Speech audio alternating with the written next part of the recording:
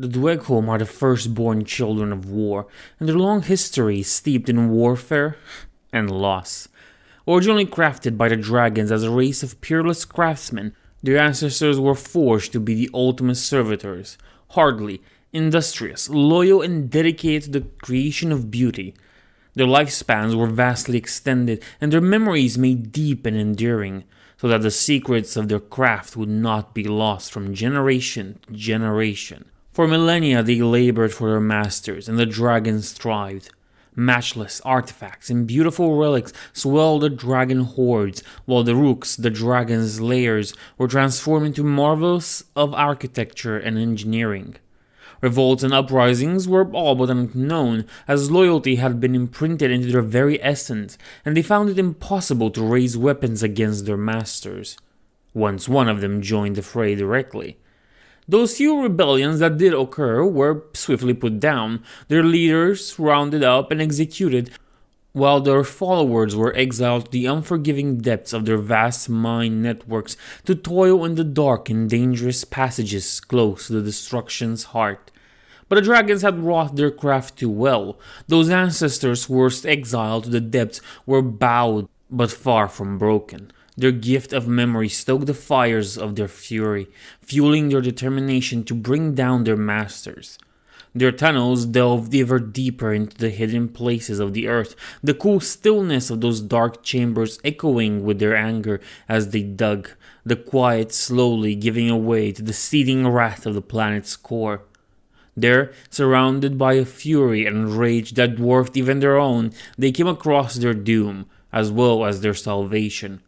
Bound by the dragons in primordial earth and fire since Ea itself was still young, it had languished in the smothering embrace of his Chthonian tomb for eons uncounted, beyond the reach of the mortal races.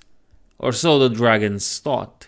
Every rage-fueled strike of the ancestors' pickaxes and every angry, shattering blow of their hammers had become a prayer, turning their ordeal into a pilgrimage that burrowed through not only the miles of obdure stone that separated them, but across the very borders of reality itself, until they stood before the throne and prison of war, the second horseman and incarnate soul of destruction.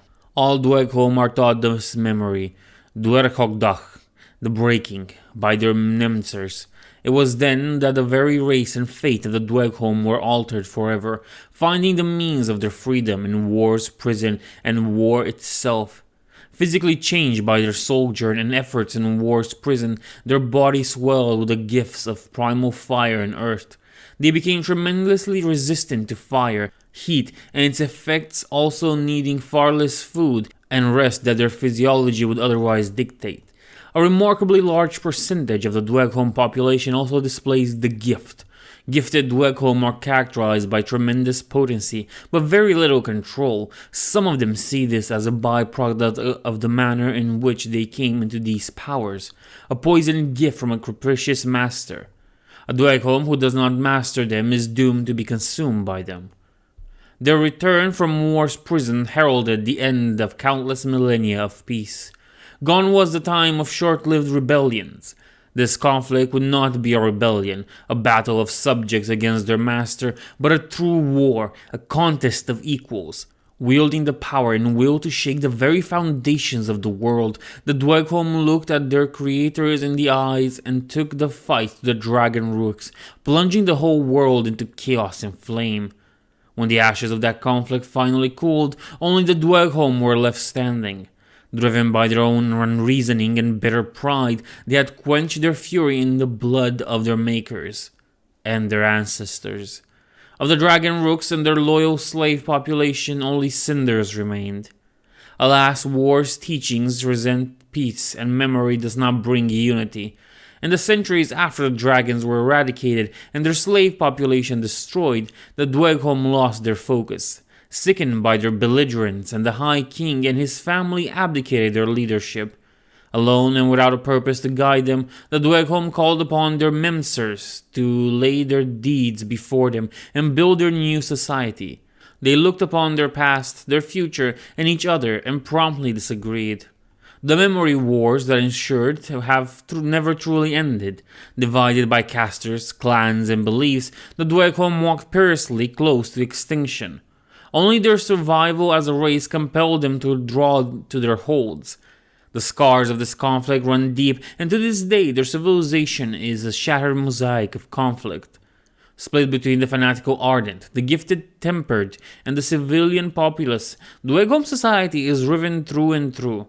Violent confrontation between members of these factions are a common sight, where long-standing feuds can spark isolated incidents into full-fledged internecine warfare at a moment's notice. Leadership within each hold rests on a tenuous distribution of responsibilities and power between these three castes, established and held only through a delicate balance of violence, compromise, and efficiency under the supervision and guidance of the Nemsers. One of the only things the leadership can agree on is that internal conflicts can be set aside in the face of an exterior enemy. As a result, most Dweghom hosts are in a state of perpetual conflict and ever ready to bring war to any brave or foolish enough to give them cause. Fall of Dragons. He could hear it. He could barely hear his own thoughts, but this he could hear clearly. The metal armor of his troops clanged around him in short crescendos, their fighting yells trying to surpass the clamor of the battle around him. It was not easy. Somewhere in the back, war drums tried desperately to coordinate his men's thirst for blood, combat, revenge, to little avail.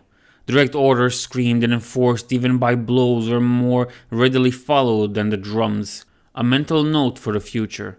Once the thrill of battle consumed his men, drums and horns served little. Each warrior became a killing machine to be channeled by force if necessary. In the meantime, he could feel proud by how readily his officers had adapted to this and were fulfilling their purpose. One of them turned and looked at him, sword raised. She yelled something, pausing mid-sentence as a cannon fired, drowning his voice.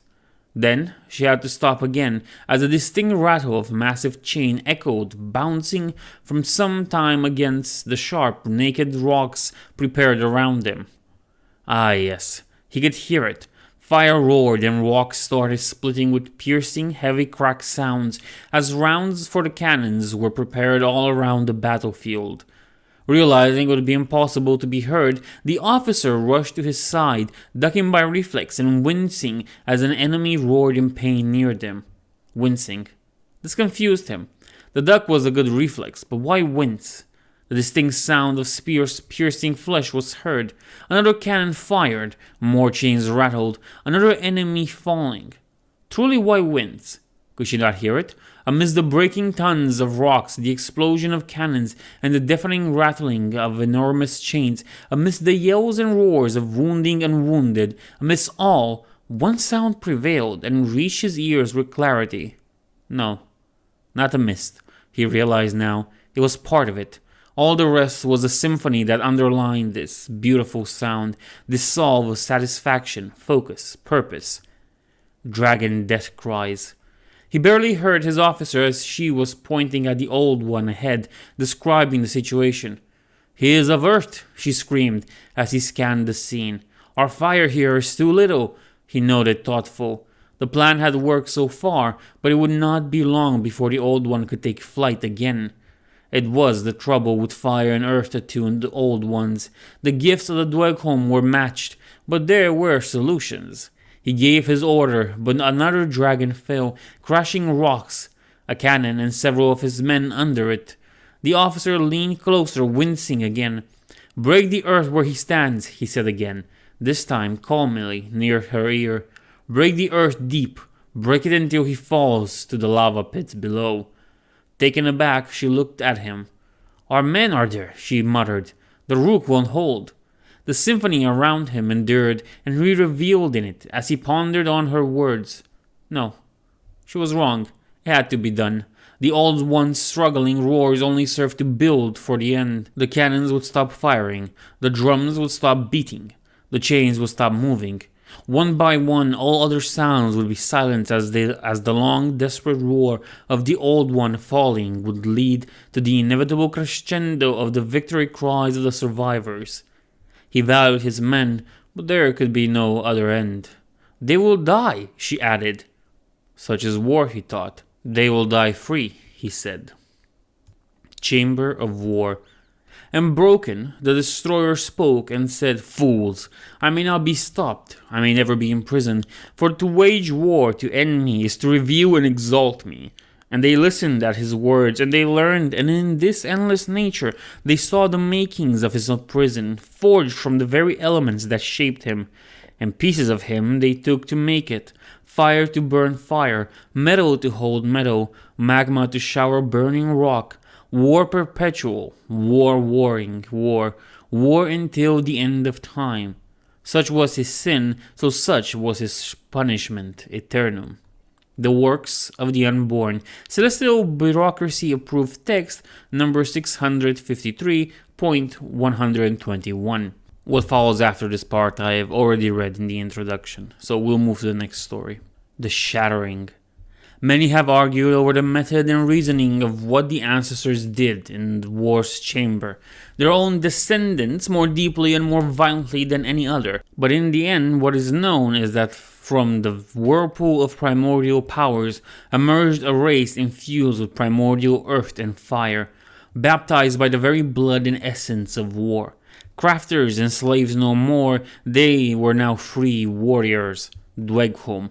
Fueled by the centuries of rage and powerlessness, the Dweghom spent centuries preparing themselves for the conflict they knew was coming. Their return from the deep would herald the end of countless millennia of peace. Gone was the time of short-lived rebellions and ruthless culling. The conflict would not be a rebellion, a battle of subjects against their master, but a true war, a contest of equals, wielding the power and will to shake the very foundations of the world. The Dweghom would not hesitate to do so. Driven by the same single-minded intensity that has marked their race since, they knew that the primordial might of the elder dragons had to be neutralized first. They struck upon a plan that would see the vast majority of those elders neutralized before the rebellion began. That this plan would also shatter the world and plunge it into a millennia of conflict was of little consequence, for their hatred knew no bounds. All works of magic demand a toll from their caster, and none, not even the greatest of dragon sorcerers, is immune to this immutable law. As a result, when a working is broken, the caster feels it deeply.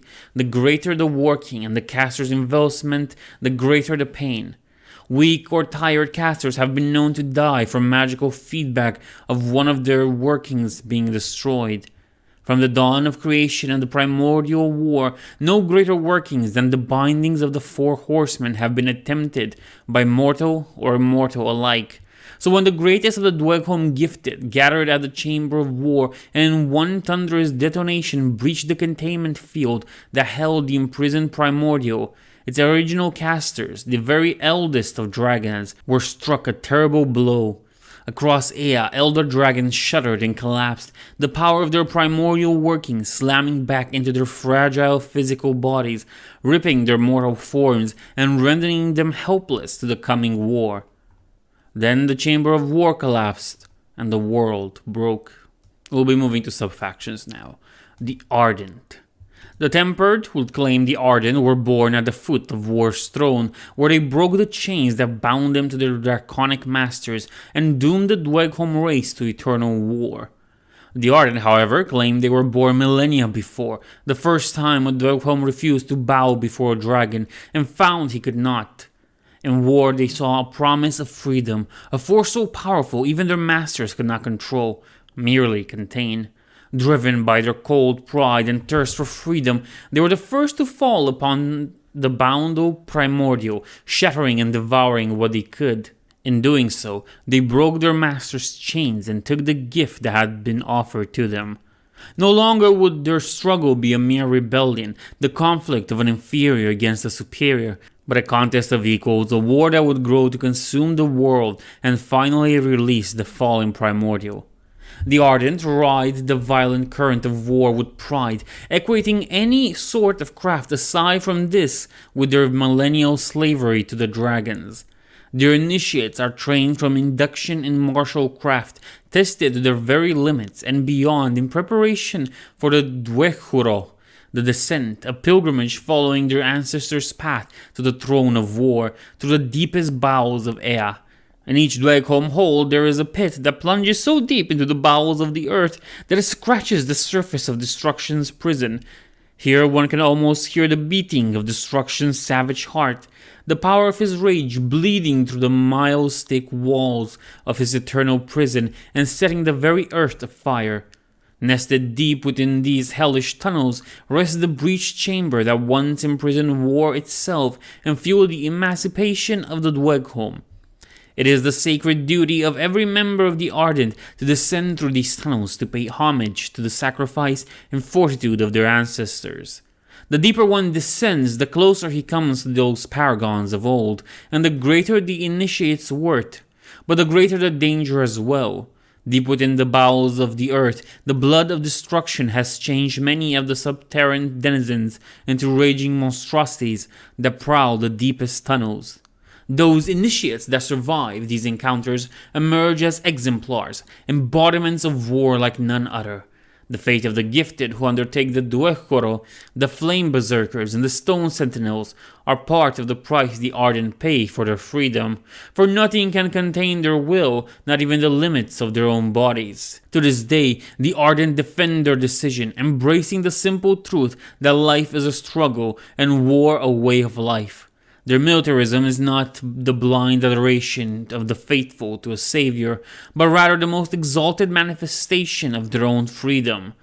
To any who oppose them, the distinction bears little significance, for of all the Dweghom, none reveal in war more than the Ardent. They are its fiercest proponents, ever eager to prove their fate on the field of battle. The clans. While the casters of the Ardent and the Tempered wrangle over the past and future of the entire race, the bulk of the Dweghom define its present, forming its living and breeding society. Freed from the burden of sustenance by the tireless work of dragon automata, the Dweghom view labor as punishment or the task of a slave. Instead, they live their lives in constant effort to display their agham, their weight or worth through deeds. There is no simple vanity. A Dweghom's aghma is not some vague conceit. It is their social hierarchy, their currency, and some would argue their reason for being. This peculiar cultural trait is perhaps only possible due to the incredible capacity for memory that Dweghom possess. Memory and its recording plays a tremendous role in Dweghom culture. Its discipline, mnemsi, and its practitioners, mnemsars, playing a central organizational role in Dweghom society. Taken early on by the clan and put into communal creches, every Dweghom is raised as little less else than a soldier to the clan until they prove themselves. While individuality exists, an individual is not valued until he can prove his worth. All possessions are acquired by reaching the required status within the clan, ranging from squad sergeant all the way up to the lofty title of eldest. Status is earned through deeds, for nothing is inherited. All material wealth and power Dweghom amasses throughout his life is sealed within his chambers upon his death, becoming a memorial to the individual interred within. The greater one standing, the greater the treasures and chambers upon which he is laid to rest. As a result, the Dweghom are deeply competitive, and every issue of social standing is resolved through arbitrary challenges. These can range from simple physical contests between two young and proven Dweghom to entire military campaigns when elders feud. The Mnensers maintain an immense codex of laws and traditions which ascribes and quantifies the value of deeds within Dweghom society, outlining the worth of each deed performed and precisely ascribing the akh of each member in the hold, based on the calculations held within. It comes as no surprise to anybody who has met them that the activities with the highest value are all military in nature. This has created a heartless military regime that drives the standards ever upwards, leaving many at the bottom of the social ladder. While many of these individuals are forgotten and abandoned, it matters not to the clan, for it becomes ever stronger on the efforts of those who strive and succeed. When the clan marches, the enemy commander can have no doubt that even the lowliest soldier is a deadly fighter who has earned his right to fight and is deeply motivated to prove himself worthy of more. The Tempered. When they encountered the throne of war, the Tempered, much like the Ardent, saw the future of their people right large, but not in the awesome power of the hulking primordial form bound within it, rather in the colossal energies that raged around it. Blinded by pride in their craft, they saw in this elemental prison a power that would ensure the success of their rebellion and secure their future. As the Ardent used the infused and raw primordial essence to shatter the chains binding them to the dragons, the Tempered took advantage of the flux created in their very essence and infused their people with the raw elemental might of the throne. The powers they dabbled with, however, were completely beyond their measure. The result of this single monumentous act changed the dwarves and the world forever. Enhanced by war's destructive essence, the raw power of the elementals served them well in their victory over the dragons. In their thirst for power, however, they drew too deeply from the well that maintained the throne and weakened the war's prison. Fractured in 100 pieces by the Ardent and fed by the growing conflagration of their struggles against the dragons, war was finally able to break free and has roamed unchecked since. This thought haunts the Tempered above all others to this day. While successful, they believe the plan of their forefathers to have been ultimately flawed by the very essence of war that rages within them, denying them mastery over their own elemental powers and thus their destiny. In the Temper's opinion, the warmongering of the Ardent is evidence enough of this, as is the fate of their gifted. Unless they control war and the destructive impulses it infused them with, the Dweghom are doomed. So it is control they seek.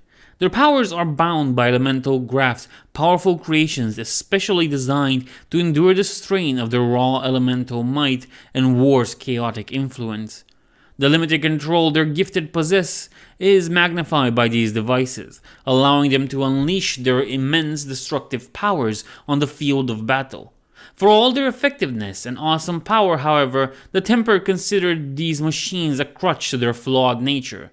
Their true agenda lies deeper, the reforging of the Dweghom race, building upon the imperfect efforts of their forefathers. Metal mages are considered by the Tempered to be the pinnacle of the Dweghom race as well as its salvation. Gifted equally in fire and earth, metal mages display a level of control that transcends the simple, if powerful, elemental workings of their less gifted brethren. With their superior control, they meld both powers to create a new one, which allows them to treat metals as a separate element. While a Dweghom pyromancer or a geomancer might accomplish similar feats by exerting force or heat upon a piece of metal, metal mages transcend this limitation and simply will it into its new form, allowing them to alter metals directly, shaping them into impossibly fine and precise forms. It is only through this gift that the craft sorcery of the Dweghom is possible. Metal mages are the only ones who possess the precision and control needed to create the grafts that allow gifted Dweghom to connect to and power the elemental devices that have become ubiquitous throughout their society. As it is their nature, the Dweghom have a colorful cast of characters. The Tempered Steel Shaper. For many in the Tempered cast, the Steel Shaper represents the pinnacle of Dweghom development, but the sad truth is that none of those who aspire to this lofty title and incredible achievement truly understand what the transformation entails. When a Dweghom sorcerer achieves such mastery over his power that he can control both primordial affinities, he is capable of ascending to a higher understanding of the powers he commands. This much is understood by all who walk the path of the sorcerer and in the source of the raw power that magma sorcerers can command. The mistake they make is in believing that mixing these primordial elements is anything like melding them. Only a small fraction of sorcerers ever attain this level of mastery over the elementals, with most simply stopping upon achieving mastery over magma. The comfortable lie one might choose to believe in is that most sorcerers simply lack the touch of genius needed to achieve such complete control. The most perceptive amongst those who speak to these master sorcerers might see the real reason hiding behind their gruff demeanors and overwhelming elemental power: fear. These eldest and most accomplished of sorcerers are amongst the few living creatures that regularly interact with the Steel Shapers. They are also among the few who can see past the awe they inspire and truly grasp the changes this final transformation brings. On the surface, it becomes impossible to tell where their armor begins and where their flesh ends. Their voice echo hollow and their eyes stare expressionless.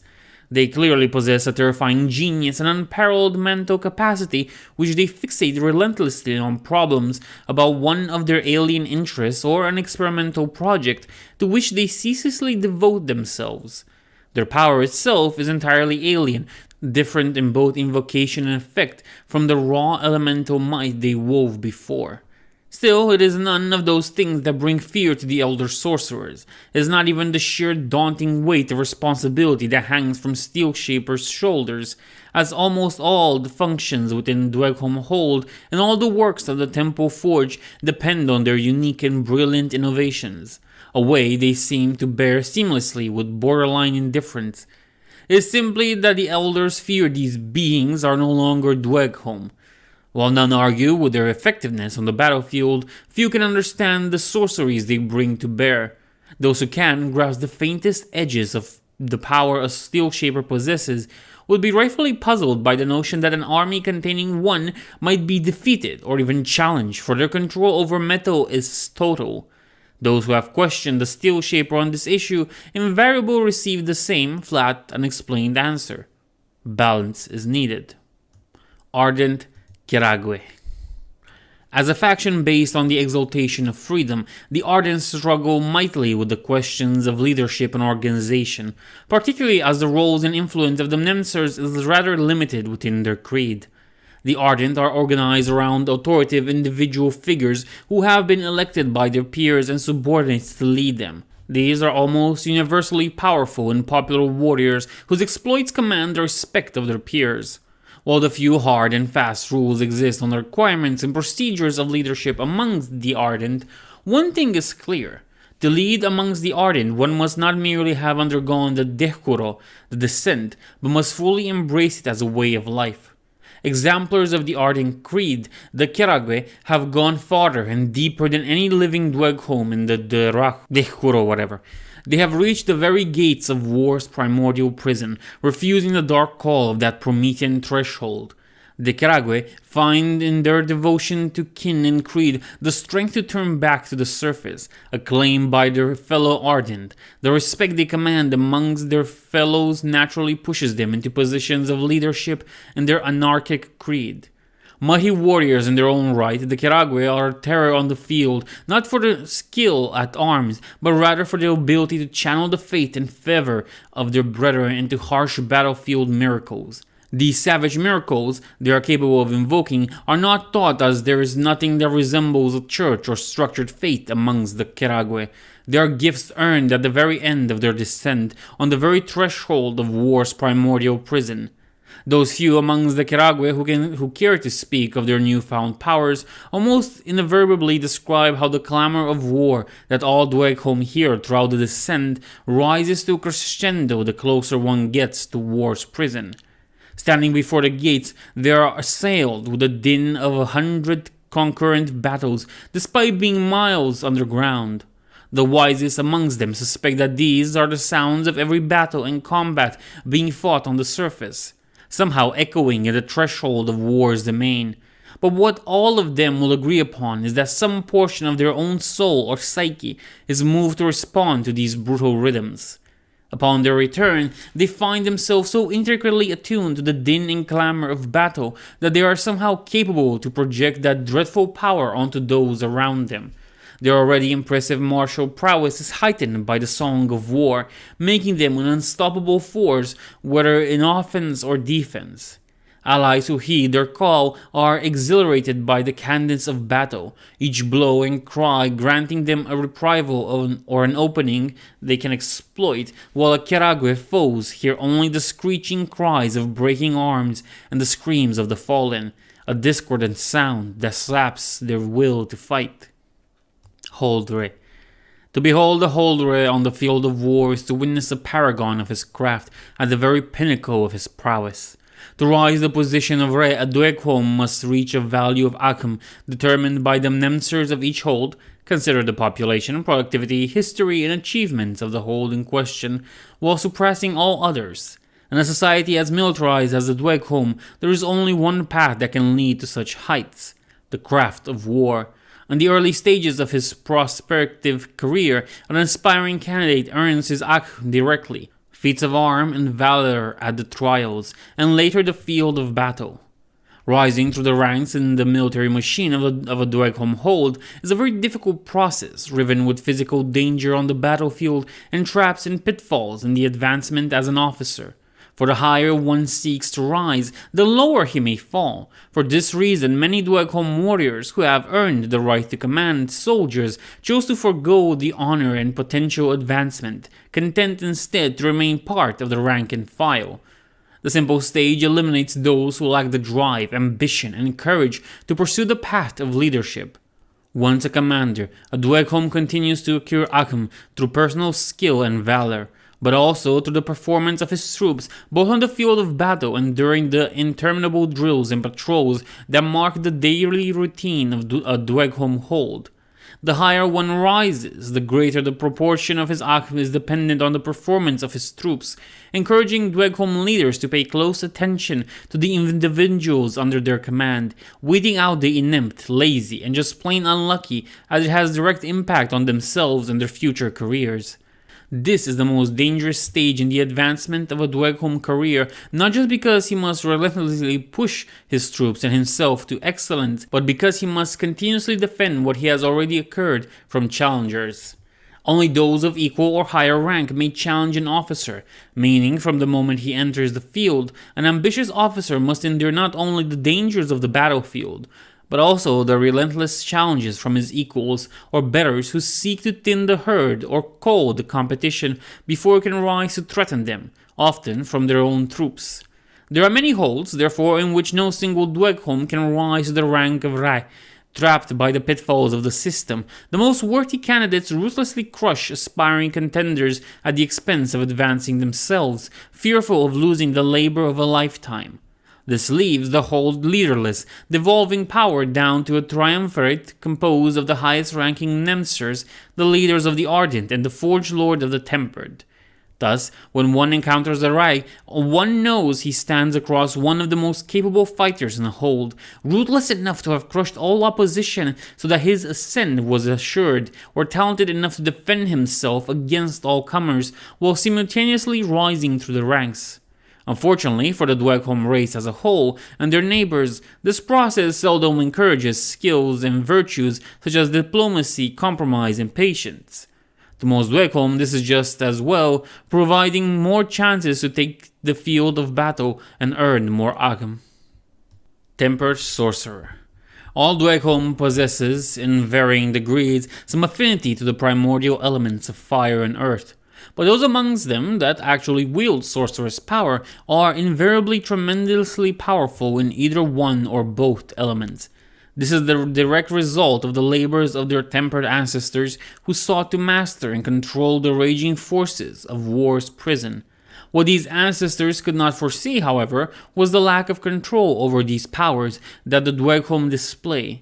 Their control is so limited, in fact, and their power so great that gifted Dweghom are doomed to die, consumed by their own gift.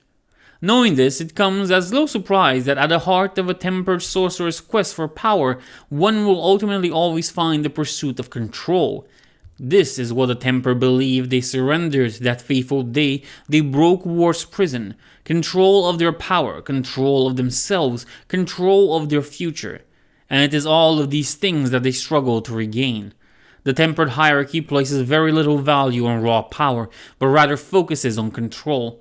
It comes as no surprise that almost invariably the leaders of the Tempered forges are steel shapers, for by the Tempered they are considered to be the pinnacle of the Dweghom race as well as its salvation.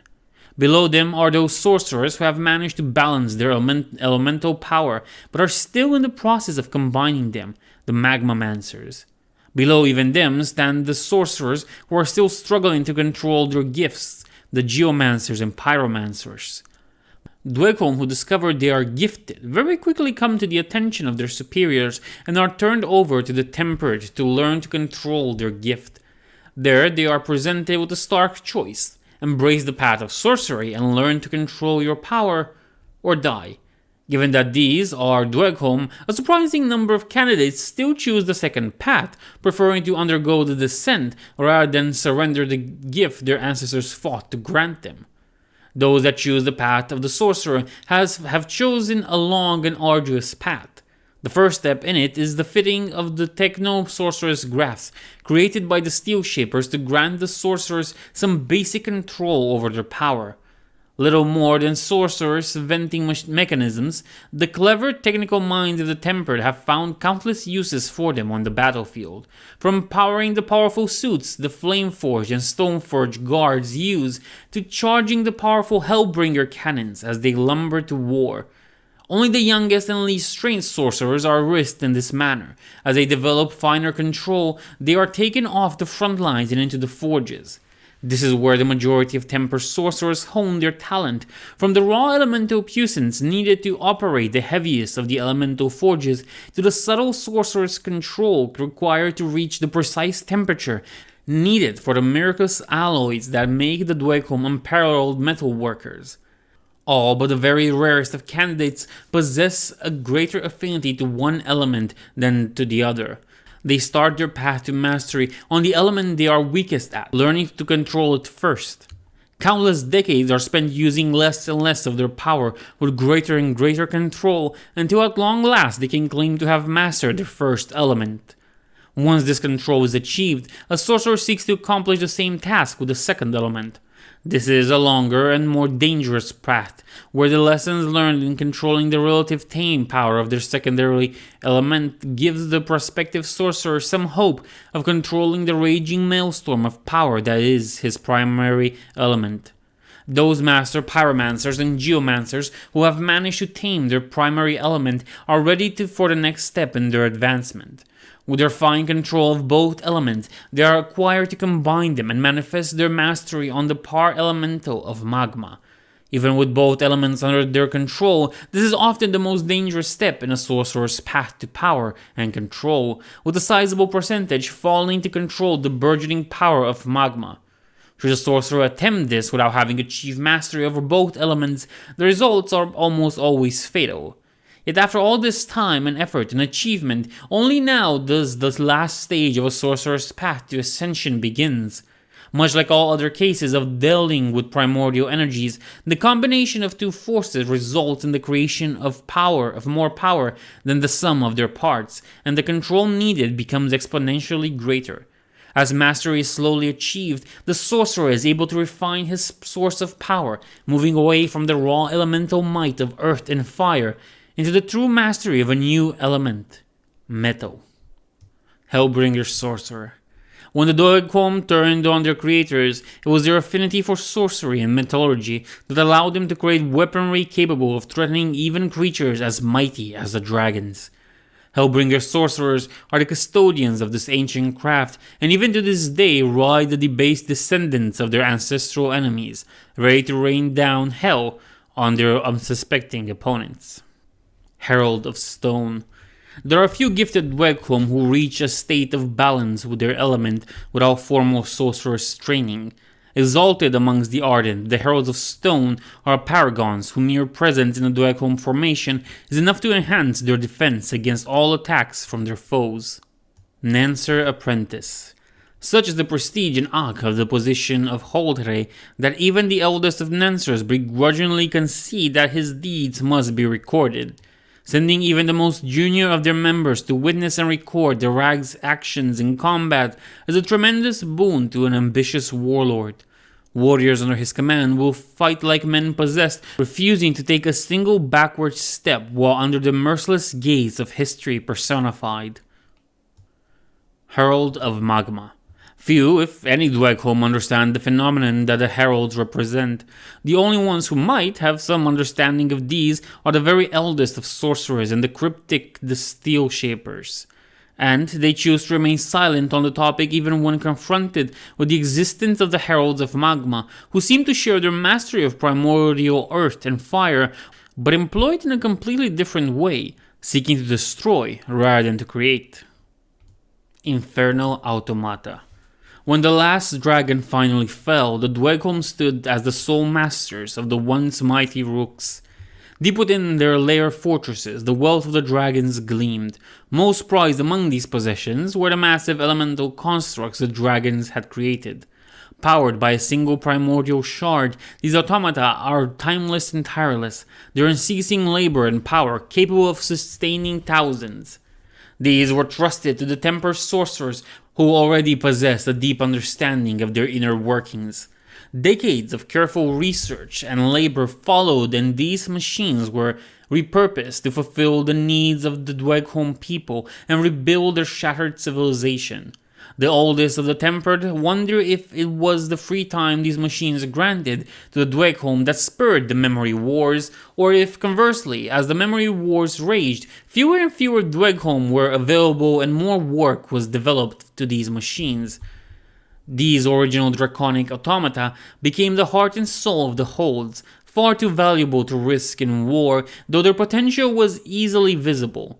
As their own unstable sorcery is far too volatile to craft such precise work, Dweghom attempts to copy them for use in battle meet with very limited success.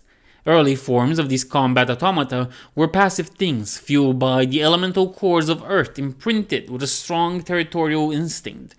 Originally intended for use in the battlefield, these creatures were too passive and slow. They would ultimately get relegated to guard duty in the upper levels of Dweghom clan holds, protecting the ancestral shrines and homes of the previous generation. Attempts at imprinting elemental fire cores failed miserably, the element itself too volatile to lend itself well to the process of imprinting. Eventually, one particular inspired, or insane, sorcerer struck on the idea of forging a core with a sentience of its own. To accomplish this, he forged a core from a fire fed by the bones and remains of those creatures that prowl destruction's heart, imbuing the construct with a dark and violent sentience. Savage, deadly, and powered by a dark hunting intellect, the Infernal automata soon prowl the battlefield. Their steel and stone bodies encased a raging furnace that burns the smoldering remains of a beast of destruction. Weakened by defeat, this demonic spirit is bound to the towering metal frame, infusing the automaton with the cruel intellect and unfettered aggression of this tortured spirit. Steel and stone wrap and buckle under the baleful influence of this infernal passenger, granting the infernal automata their demonic visage and cruel claws. Hold Baliste. Despite the tremendous influence that both the Ardent and Tempered sects hold within Dweghom society, the foundation of the Dweghom hold still rests firmly upon the core social unit of the clan. It should be noted, however, that a Dweghom clan should not be equated with the traditional human kinship structure so prevalent in the highlands of Breonia. Dweghom clans are instead descended from the warbands and regiments that survived the breaking and the subsequent retreat to the hold. While heritage and tradition do form a strong bond between the members of a clan, the traditional filial bonds so prevalent in human clans are far less important due to the Dweghom societal structure. Raised in a clan Krishi from birth, clan association quickly becomes stronger than parental bonding. While parents retain some prideful interest in the progress of their offspring and their agm by early adulthood, this dissociation is almost total. Within a clan, each member has their own value measured according to their own achievements, creating a remarkably meritocratic system. However, this same system is also ruthlessly unforgiving and competitive, where a single mistake ends advancement and opens the distinct possibility of entering a vicious cycle of social humiliation that only ends at the very bottom of the social ladder. The rigid codification and allocation of agm by the Mimsers, however, does not allow for errors and accidents. A single misstep on this perilous road can quickly see opportunities for advancement vanishing while his peers progress. A particularly bad mistake could even see the individual relegated to positions that allow no accrual of agm, condemning him to the lowest strata of society and the darkest, least rewarding of tasks. Partly to ameliorate this social dynamic, and partly to ensure the replenishment of their ranks, it is possible for a Dweghom warrior to voluntarily cap his advancement in the military if he commits to lifelong service at his current standing. It is a testament to the harshness and potential danger of military advancement, the fact that the bulk of Dweghom warriors have stepped off the advancement track and committed themselves to a lifetime of military service. The sword and shield remain the traditional equipment of the Dweghom infantry, even while mass-produced in their massive forges. The sword remains exceptional examples of Dweghom craft, with function placed firmly before form. Similarly, their shields are modular, locking metal-sheeted wooden planks over a steel frame, allowing for the quick repair and replacement after battle. On the other hand, battle with a flying opponent quickly curled the Dweghom of preconceptions against ranged combat. These ballistae were the first ranged weapons developed to combat dragons, but were quickly outcast by the more esoteric weapons developed by the Tempered. They are nonetheless a powerful instrument of death against lesser foes, and their ease of production and repair have made them a staple of hold armories. Be they shield-bearing warriors or ballista specialists, when one encounters unranked hold warriors within the field, he will mostly be facing hardened veterans who have devoted their life to military service. The small percentage who are not lifelong servicemen, however, trade battlefield experience for ambition and ruthlessness, making them just as dangerous on the field of battle. Flame Berserkers.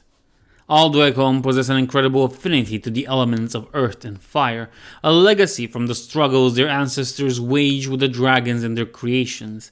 While this gift manifests in a limited fashion amongst most, granting them their outstanding endurance and strength, amongst a limited number the manifestation is much more intense. Among the clans, these souls are given to the Tempered. There they face a choice, either a hobbling of their gift that the individual might return to his clan and live in peace, or its mastery under the tutelage of the Tempered. To allow the gift to run rampart is to invite death, the body overwhelmed in an agonizing fashion as the power grows beyond their capacity to master it. Unable to vent this power, it slowly leaches into their physical form, reducing flesh and bone to ash and crystallizing and petrifying the wearer from the inside out. For a true ardent believer, these choices are simply unconscionable. Their ancestors granted them the strength of the earth and power of fire to combat their masters and creators. Even in the face of death, any other path is an insult to the very ancestors who released them from slavery. Among the Ardent, Flame Berserkers are a small brotherhood, who, gifted beyond their peers with the raw power of the element of fire, do not seek to master or tame it, but rather embody it. For most, this transition happens during the descent, the trail of passage all Ardent must complete to prove their devotion. The stress and danger of that ordeal often awaken their gift. Their bodies, their weapons, some say their very souls are set ablaze once its power is unleashed. These initiates abandon the kin band traveled with, striking off in the deeper darkness with no one at their side but the power raging within them. Many fall to the dangers lurking within those dark tunnels, but those that survive are instinctually guided ever deeper into the darkness. None speak of what happens in the deep, but when they return they are changed. Their bodies sport crude implements that compensate for those losses they have suffered to foe or flame, while their obsidian arms and what little armor they bear are impervious to the flame and heat they generate. On the field of battle, the elemental fire burning within them grants them a speed and power few others could hope to match, rising in power and tempo the fiercer the conflict rages. Soon each berserker is engulfed in a corona of fire that swirls around them, burning lesser foes to cinders, even before the deadly axe reaps their own toll. In their mind, the trade is a favorable one. Life for glory, time for worth. They view these gifts and their choice and how to wield them as manifestation of the very freedom their ancestors broke the world for. They will either die in battle or be consumed by their own power. Until then, they will live without remorse or restraint and never without agm, without worth. It is this, above all the other overwhelming advantages, that make Flame Berserkers such a terrifying foe to face. Only when one faces them on the field of battle can one truly grasp that behind the swirling flames and red-hot flurry of axes lies a being that has consciously chosen self-immolation over survival, destruction over preservation, the death of their foes at the price of their own. Hold warriors, fire-forged. While it's true that the vast majority of Dweghom who display a pronounced affinity to the elements of fire and earth are sent to the Tempered caste, Few among those possess the gift, temperament, and drive to become a sorcerer. Those are quickly selected and separated from their peers to groom them for their future growth. Those only marginally more gifted than their peers can be taught to control their more pronounced gift through an application of strict mental discipline enforced by the clan. They often become very productive members of their caste as they take advantage of the tirelessness and vigor provided by the enhanced primordial flow coursing through their bodies. There exists a middle category whose powers are not great to be contained through exercise and meditation, or who possess the power but simply lack the mental discipline or ambition to complete the sorcerer training. Their gifts, unable to be attained by training alone, must be dealt with through more extreme measures. The implantation of techno-sorcerer's grafts that serve as vents for the overflowing power. These vents, which interface directly with the body and primordial essence of each Dweghom, are personalized devices created and implanted by steel shapers, who are the only casters capable of such deep understanding of the energies involved and such fine control of their own powers. These individuals form the bulk of the tempered caste. They are the technicians that keep the dragon forges running, the craftsmen who create the bulk of the weaponry the Dweghom military uses, and the very guards and enforcers of the tempered castes. The Fireforged are a military force composed of those Dweghom who possesses a strong affinity for fire, but not enough power of discipline to become a sorcerer. Ostensibly guards to the forged temples of the tempered, along with the Stoneforged and Steelforged, their gifted nature and implanted shunts give the forged units a unique advantage on the field of battle: the use of enhanced exoskeletons and weaponry.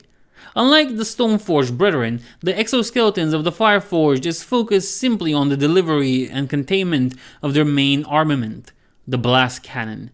Based on a scaled-down design of the Hellbringer cannons used to hunt the greatest of dragons, the blast cannons draw and shape the uncontrolled gift of their Dweghom users to generate powerful directional blasts of superheated flame capable of puncturing even the heaviest of plate at 100 paces.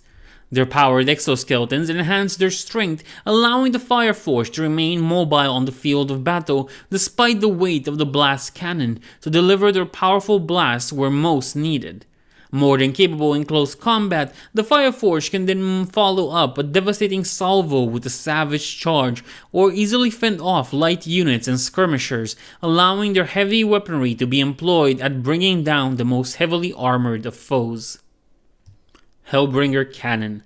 Following the defeat of the dragons, it has long been a common practice among the Dweghom holds to capture and break the lesser Draco forms to service. These drakes haul the Hellbringer cannons, weapons designed to hunt and kill dragons and level cities, as well as anything else unlucky enough to find itself in its line of fire. Initiates. All Dweghom honor the descent of their ancestors into the fiery core of war's prison. None take it as far as the Ardent, who actively reenact it. Initiates are those prospective members of the Ardent Creed who band together to take part in the battles to gain some experience before exposing themselves to the real danger of the Dekuro. Be they shield-bearing warriors or ballista specialists, when one encounters unranked host warriors, he will mostly be facing hardened veterans who have devoted their life to military service. The small percentage who are not lifelong servicemen, however, trade battlefield experience for ambition and ruthlessness, making them just as dangerous on the field of battle. Wardens. Amongst the most dangerous and fanatical of the Ardent are the Wardens, those Dweghom who have taken it upon themselves to protect their hold from those dangers that might arise from the primordial depths. Giving their lives over to an endless cycle of conflict and violence, these warriors have made combat a way of life, relishing the opportunity to fight on the surface. Steelforged. Some Dweghom manifest so much of their elemental gift, they must master it or be consumed by it. Few have the skill, will, or dedication needed to become sorcerers. In fact, most Dweghom elect to install techno-sorcerer's grafts that allow them to harmlessly vent their excess power. Steelforged pilots are recruited from amongst those individuals who possess the gift for both elements, their excess primordial fire and earth channeled through their grafts and into these towering steel automata. countless foes have been cut down, expecting a lumbering, clanking behemoth, only to be confounded by the speed and power of these deadly automata. Hold Thains. In a society as militarized as that of the Dweghom, a need arises to distinguish those who are proficient in the art of war, thus capable of calling themselves warriors, from those who are truly gifted. The Thains are the latter. Individually recognized by their array for valor and prowess on the field of battle, each Tain is armed and equipped with the best weaponry a Hold's forges can produce. Unlike the undoubtedly fine weapon of the warriors, each of the arms and armors that the Hold Thains bear has been personally crafted by a member of the Tempered, marking them to stand amongst the Hold's elite forces. Capable of weathering the heaviest blows and cutting through the finest chain, these weapons make the Thains deadly opponents, equally proficient on the attack as in defense. Dragon Slayers. Clad in armor forged in a bygone age, when dragon fire was the greatest threat to a warrior, every vulnerable part of the Dragon Slayer is covered in alloys not seen since the breaking of the world. The weapons they bear were those used by their ancestors to pierce the nigh invulnerable hides of the elder dragons. Forged from adamantine and now quenched in the dragon blood, no mortal armor could hope to withstand the blow. Dragon Slayers are entrusted with the greatest heirlooms of their hold, weapons that are part of the living memory of their people's greatest trials and triumph. Only the greatest of Thains could hope to aspire to the rank of Dragon Slayer, and no single Dweghom, not even the eldest Nensers, has the standing to recommend the elevation of a Thain to their ranks. They must rather be chosen by the unanimous acclaim of their peers, their valor and prowess so indisputable that even the greatest of the Dweghom warriors would not contest their ascendance to this elite force. Iron-clad Drake. Clad in a shell of Dweghom-worked steel, an iron-clad drake is a primordial incarnation of battle. Its already tough hide has been covered in thick iron plates, its vulnerable head and neck encased in steel, warlike and proud like no other race. It should come as little surprise that the Dweghom have taken to displaying the might and prowess of their hold in history from back of these powerful beasts. The greatest warriors amongst their kind, the Holdray, can often be seen riding these lumbering beasts, their swaying gait making the banners hanging from its ripple even as their roars drown the din of battle. The Hold of Gilgas. One could ask any clansman of any other hold, and the answer would inevitably be the same. Gilgas is odd. In that regard, it would seem counterproductive for one to explore individual Dweghom holds, starting with Gilgas. While not a typical hold, however, it is an example of Dweghom culture as a whole, a sample of their mentality as a civilization, instead of a single clan's caste or holds. The oddities of Gilgas start in a very obvious manner.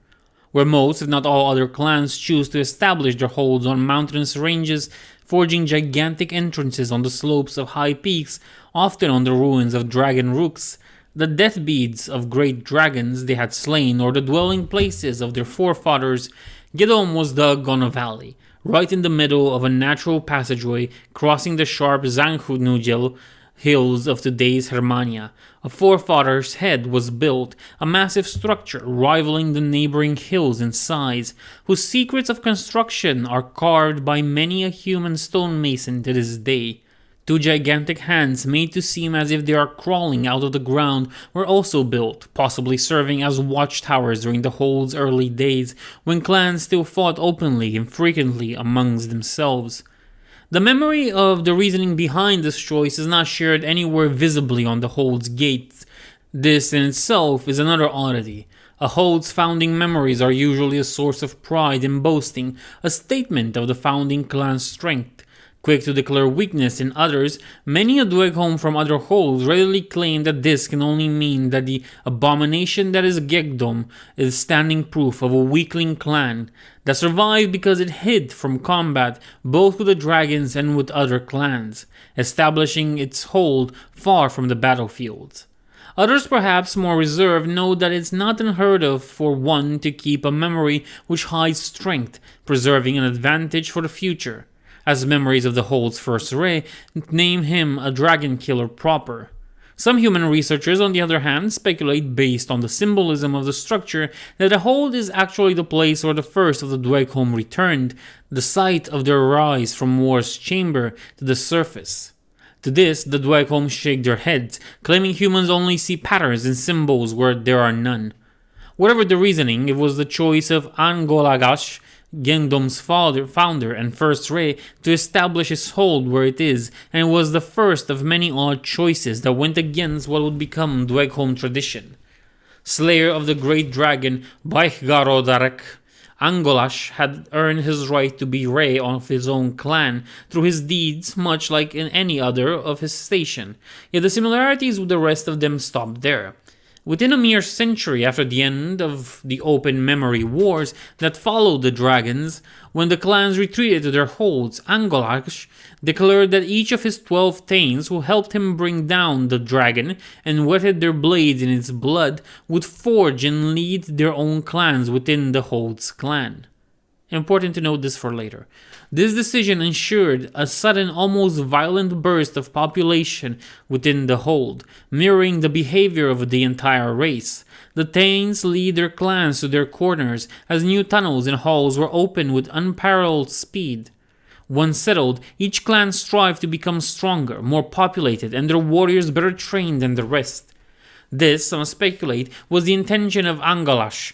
Others speculate it was what almost inevitably followed next, a miniature of the memory wars of the entire Dweghom race.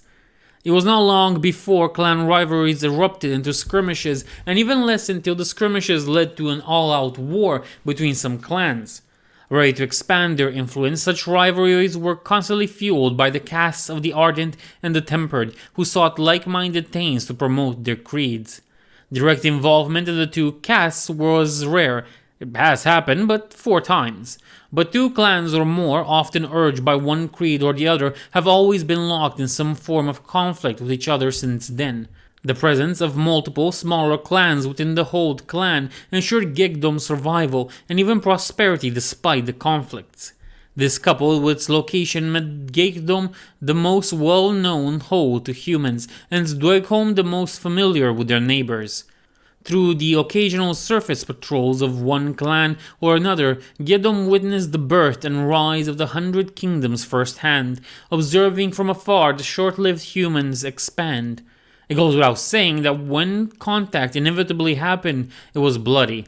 While such skirmishes were limited, they were brutal and one-sided enough to carve the area around Gegdom as hazardous and not fit for settling. In time, however, some patrols would make limited trades with the humans. Many a story in Hermania speak of the first such occasion, when a Dweghom patrol was lured near a camp by the smell of spiced meat roasting. Whether any of them are true or not, the Dweghom would indeed now and then trade, buying pure spices, sugar, and sweets, whose strong taste appealed to their kind. In return, they offered useless creations made of weak metals, like gold and silver. While the value humans gave to such trinkets would eventually be understood, many of the rumors about mountains of buried treasure in the hold originated those first dealings with Gegdom. They were also possibly the birthplace of the lethal misconception that those holds that never traded were abandoned. Much of what the 100 Kingdoms know about the Dweghom, limited as it is, was learned by those trades, directly or indirectly. Still, despite the outward facade of calm offered by these mostly peaceful dwellings of all the holds, Gegdom could claim it has the bloodiest history, and its memmancers have the memories to prove it. The fights and wars among its small clans have continued without stop. War, either limited or more widespread, has been the default situation in the halls of Gegdom. Isolated from the world around it, the clans that Angolash's Tains founded have been innumerable heroes and enemies rise and fall, unknown to all but the Dweghom of Gegdom themselves. 3 of the original 12 clans are no more, the loss of each signaling the end of hold-wide war in Gegdom. The 4th such war is ongoing and already has changed not only the hold but perhaps the world as it is known. Ignited by a Tain named Alekarneros, called Adzezran, the Fire Tain, for his retinue of Flame Berserkers, Gegdom plunged into a war that no clan or caste escaped. Fueled by his fervent belief in the Ardent creed, while not a member of the cast himself, Alicarneros tried to unite the Hold and form a host that would remind the world of the power of the Dweghom. Many disagreed and did so in typical Dweghom manner. Interesting enough, Alicarneros seemed not intent on fighting other clans or uniting them by becoming Rey by force. He took his own clan in two that followed him and marched to the surface, an act that many fear will prompt a response by Dweghom, and not only Dweghom, all over the world. Remember that part I told you to keep in mind? Well, Hedje is the word for clan, and describes both the entire clan of Gilgalom and the smaller Tain clans. However, there is a difference in both inscribing and pronouncing it, one being Hedje and one being Hege, and the other Hedje.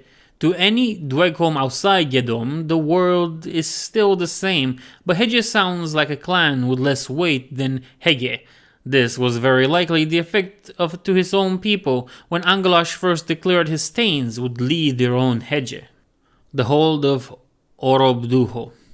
The shattering saw most elder dragons destroyed, their deep investment and involvement in the making of War's prison proving their undoing.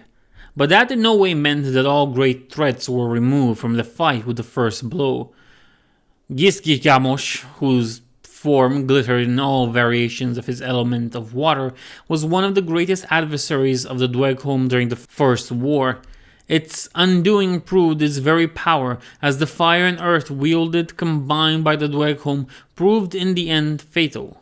Still, such was the might of the deed and the extent of sacrifice it required that its fall birthed not one but 3 clans, one for each of the 3 forefathers that led the fight.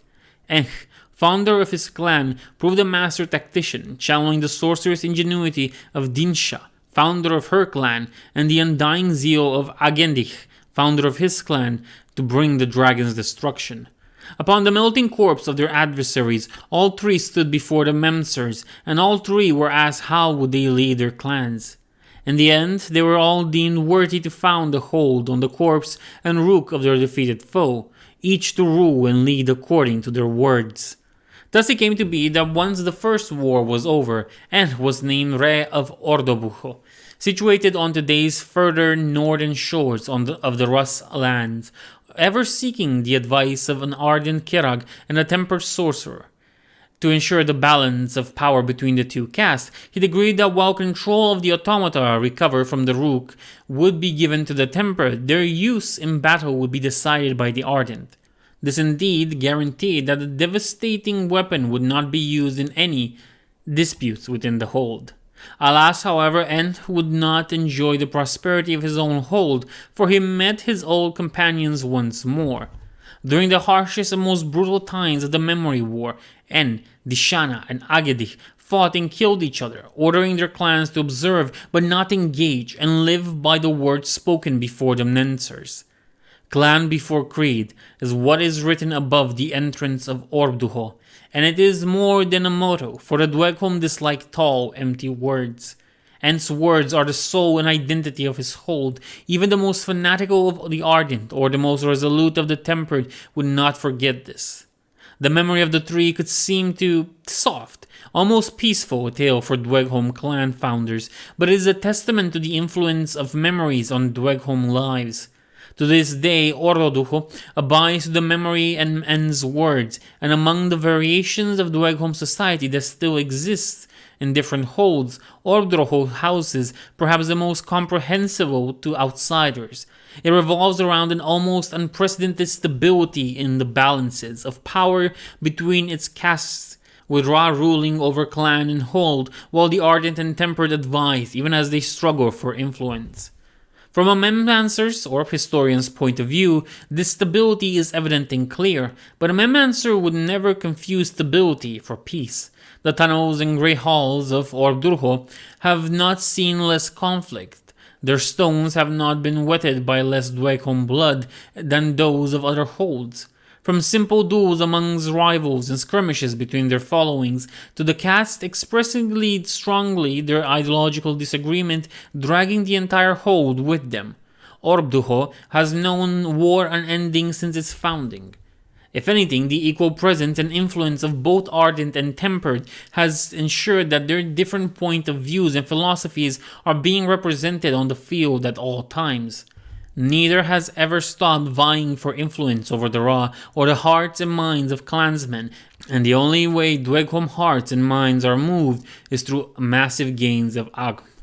Interestingly, however, neither caste has ever actively tried to usurp the Ra's power or undermine his authority, even as Ra's have on more than one occasion been dethroned with axe, hammer, or fire. All parties involved have accepted this way of living. Ra must rule the hold with both ardent and tempered advisors. This is not some abstract understanding or concept of social structure, but rather the founding principle and core belief of the hold itself. The very principle was put at stake, for the hold recently stood before an unprecedented precipice. On the shores far below the hold, a bay among the freljord-like cliffs of the Dweghom call the Jaw of Gisgiamosh. Nord longboats have laid anchor, with more boats arriving every now and then. Even as some voices were raised immediately that would be good practice to throw their bodies back to the deep water, Re Adelich, adopting the advice of the tempered sorcerer Eondich, ordered for the Northmen to be observed, but nothing else, believing it the beginning of a raid on tall men lands. But as the longboats and their men stayed on the jaw, the aggressive voices grew louder. That is the site of the memory of three, they said, and the Northmen's presence insult its mimetic monument. While the Nords never attacked or defaced the monument, and in fact seemed to treat it as if it were the entrance to the hold itself, more ships have been arriving every month, and the proper army had begun to form. Once a seizable force had gathered, every day their leaders started climbing before the gates of the hold and yelled in their tongue. While few speak the tongue of Northmen, one word was understood. Dragebruch. According to the Nemancers, the Northmen demanded that a stolen dragon-slaying weapon was returned to their rightful owners, but they named those not. With this insult spat from the lips of a tall man, any tall man, Adelich sees his council of advisors divided more than ever. Voiced by the Keroa Ishki, many in the hold demand that the insult is answered. The Northmen slain and their Agn for all its worth added to their slayers. Sorcerer and Rodek, on the other hand, the powerful magma wielder and leader of the tempered caste under their elusive steel shaper, refuses to agree. Should the Nords dare attack, Rodek advises destroy them. But to respond to the insult is to acknowledge it, while much like no Agm is to be gained from killing a simpleton. Less Am would be gained from killing an imbecile like the Northman leader. While Ishki and his Ardent fraught at this, Enodek's control of the automata and the Rag's decision that the whole will only march if they all agree, the situation remains as is, even as more Nord ships reach the jaw. The stalemate, however, is sure to be broken soon, for another memory was revealed by the Ra's Memsers. It is remembered that the three clans are marching here. They are small from the hold of Gedom, where their memories are strange, and many lesser clans exist within the hold's clan, led by their Tains. One such, Dahen, now leads three clans here. He is called Alkeranos, but they claim him as Dahen. Flame Berserkers are his following above all else, and he is looking for a lost Dragrud. The Forge Halls. You are far from the memory hold, youth, Valdergort, and far from the Ray. This is not your usual manner. Eyes fixed on the works before him, and with hands clasped behind his back, the old sorcerer had to shout to be heard above the roars of flame and metal clatters that thundered in the forge hold. Once Valdergort stood beside him, only then did he turn to look at him. Are you here to record memories, or to share one? Kedohoro Dgol Enodagth, Valdergort replied, nodding his head slightly in greeting. They were aimed and purposeful, both in his words and nod, treating Enoget as an equal, as if the old sorcerer had done the same by recognizing his worth on sight. Angerich had not and was not inclined to do so. Turning his head back to the forges, his hands ever behind his back, he allowed silence to fall between the two. We are both advisors to the Re, Egodech, the Memser said finally, but again the sorcerer seemed to ignore him. Calmly, Vodgerdoch went on. The Re would see us all agree on this before he takes action. If you do not agree, he will not march, I think. Share the memory of the Hold's automata, Apprentice Memser, came the order instead of a reply. Skip the names and dates, save for the sorcerer and Kagu. Furrowing his brow in anger, the young Mancer nevertheless obeyed. It is remembered that 4,004 were the automata found in the Rook of Gishgigalamosh, he recounted. It was discussed for 3 duties among the Re-Enk and the Holds first, and his Tains, how they would be put to use, and 1 sorcerer, Asmeduth, and 1 Kirak, Sinbodich, were consulted. God, these names suck. It was decided on the 4th duty that the automata would be given to the Temper to control, but their use would be decided by the Ardent in war outside the clan. It came to pass that the automata were put to use to claim what was useful from the Rook and help with the opening of the halls. It is remembered that the young Memser paused, clearing his throat before he went on. It was remembered that during the next command, the brood of the oppressors assaulted the clan. It was discussed among the Ardent and Temperate of how to operate and use the automata. It was decided by the Ardent that they would be put to war, invoking the order of Ra-En. It was observed that the automata were inefficient, slow, and passive in war. It came to pass that 2,006 were destroyed with little to no effect in combat. Stop. Enoget interrupted him. And look and listen. He went on, motioning towards the forge before him. He barely contained a smile as he allowed the discordant clatters and roars of the forge halls to take over him. Allowing his gift to guide his perception, he felt the rivers of molten metal that flowed around him as if they were his own blood coursing through his veins. His thoughts showered in the metal waterfall that splashed in the giant cauldrons, and his heart pounded in the rhythm of the pounding metal being shaped in the ancient forges. Fire glow nested and grew in his eyes until they seemed aflame themselves, and his hair started moving by an unseen air like dancing fire in a roaring forge. Calm, almost passive, the young Dweghom next to him simply observed with cold, expressionless eyes fixed on the old sorcerer as he spoke. Can you hear? They say the Kerag hears something similar in the clatter of battle, the cries of war. If that is so, then I understand why you would seek it so strongly. But it is also why I can never follow blindly in their quest for where they see the purpose of each of us. I see the doom of us all. Each Dweghom's heart may beat like a drum of war, but the heart of the Hold is here, beats here, gives it life and strength and purpose. Here, you Vodhergot, here is the heart of the Hold. Here, where wildfire, unmoving earth, they meld, they change, they shape into something new, stronger, more powerful than what they were before. Almost aflame with fire dancing in his eyes, his hair, his fingertips, contained solely by the grafts in his arm that glowed in latent power themselves. The sorcerer finally turned and looked into the calm eyes of the Memser.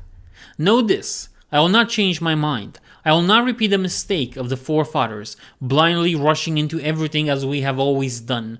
The Whole should not open its gates. If the Northmen dare to attack, they will be destroyed, yes. But if we open the gates, we answer their accusations of theft. If we answer to an accusation, then we acknowledge it. If we acknowledge it, then another Hold, whichever has lost one of their dragon blade, will come asking next. We have Ra, and his existence offers an opportunity. I will not squander it so that Ishkish and his lot can have their fun. This is my memory, Apprentice Memser. Record it. Calm, almost serene, the young Dweghom noted. I, Vodhergort, remember your memory, Onageth, he said, and be not challenged, for I never try to change it. He noted under the flaming Dweghom's frown. I will share another memory. It is remembered that the 3 clans are marching here.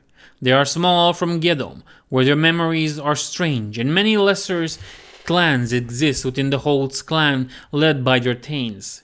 One such Dahen leads now 3 clans. He is called Akeranos, but they call him Adzhaen. Flame Berserkers are his followers above all else, and he is looking for a lost Dragonhrud. That is the memory I share, and you forge yours as you will. The sorcerer's brow furrowed in a scowl as he turned to look at Vodhergot. Dweghom Dohoro, said the Mancer, ignoring the reaction with a nod, and departed. On the location and hospitality of Dweghom Holds, Humans have long speculated on the reason why most Dweghom holds seem to be cloistered upon mountainsides, more often than not on inhospitable, rough terrains with precious few natural passageways going anywhere near them.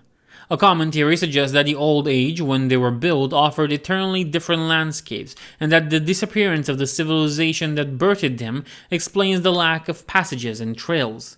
Others, more learned perhaps, or who simply happened near more active holds, claim that the locations were chosen exactly because of their unapproachable landscapes, be it because they reflected the reclusive and even savage nature of their denizens, or as natural defenses against mighty enemies long gone. Human curiosity to answer such questions, however, seems to have been mostly trampled in the case of Dweghom holds. Since the fall, humanity has avoided settling near or exploring holds, bar cases when scholarly interest or simple old-fashioned greed and treasure hunting prevailed. In those cases, those that returned only fueled the talk of a long-dead civilization, speaking of sealed tombs waiting in darkness. Daring scholars who have managed to study at least partially the nematic depictions on hold entrances have discovered that there is some truth in such speculations. The Dweghom have indeed long withdrawn from the world, leaving their gates and their surroundings, mostly unattended, and indeed each location was connected with a battle against an ancient and powerful enemy. Still, while each of these scholars is offered a glimpse of the truth, such individuals are few and far between, scattered through the world, without a chance to compare notes and theories. Had they such a chance, perhaps they would have discovered near a universal truth about Dweghom holds. They are built on graveyards. Be it on the site of an empty dragon rook, an ancient battlefield, or in some cases, the petrified husk of their defeated foes, all holds are more than cities and houses for their Dweghom. They are monuments to the clans birthed upon victory against their hated former masters and their ilk. While it would be an exaggeration to say that under every rook and nook around the hold's entrance lie the remains of dragons, Dweghom and crafters alike, it would be not a gross one, for such is possibly the case for many holds. Yet the sharp rocks and deep crevices around Gokeland are not explained by fossilized dragon bones, at least not all of them. As some grim romantics could hope, and the rivers of lava flowing through Agoros are not the blood of an elder of fire that was felled there. The rough landscapes owe their formation elsewhere. They are testaments to the vast sums of pure primordial elemental force employed and released both by the Dweghom themselves and upon the deaths of powerful dragons, which have twisted and morphed the land and have seeped into it, dominating since.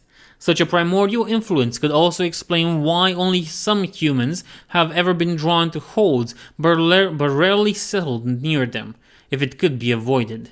If the last escape is not uninspiring enough, the sense of dread and death, even millennia after the fact, has surely proven to be so. Still, some explorers, be they brave, fool, or both, have dared to approach and even entered holds that either were or looked abandoned, for it must be said that there are more sealed holds than those active, even if not many. Of them only the hardiest have kept walking, braving the darkness beyond them. For if hold entrances are metaphorical graveyards on the outside, these daring and foolhardy souls soon realize that they are literal ones once their gates are crossed. While many never returned, some did, at times bringing back treasures from the abandoned holds. All, however, describe the eerie atmosphere, resulting to endless ridiculous tales of haunted treasure.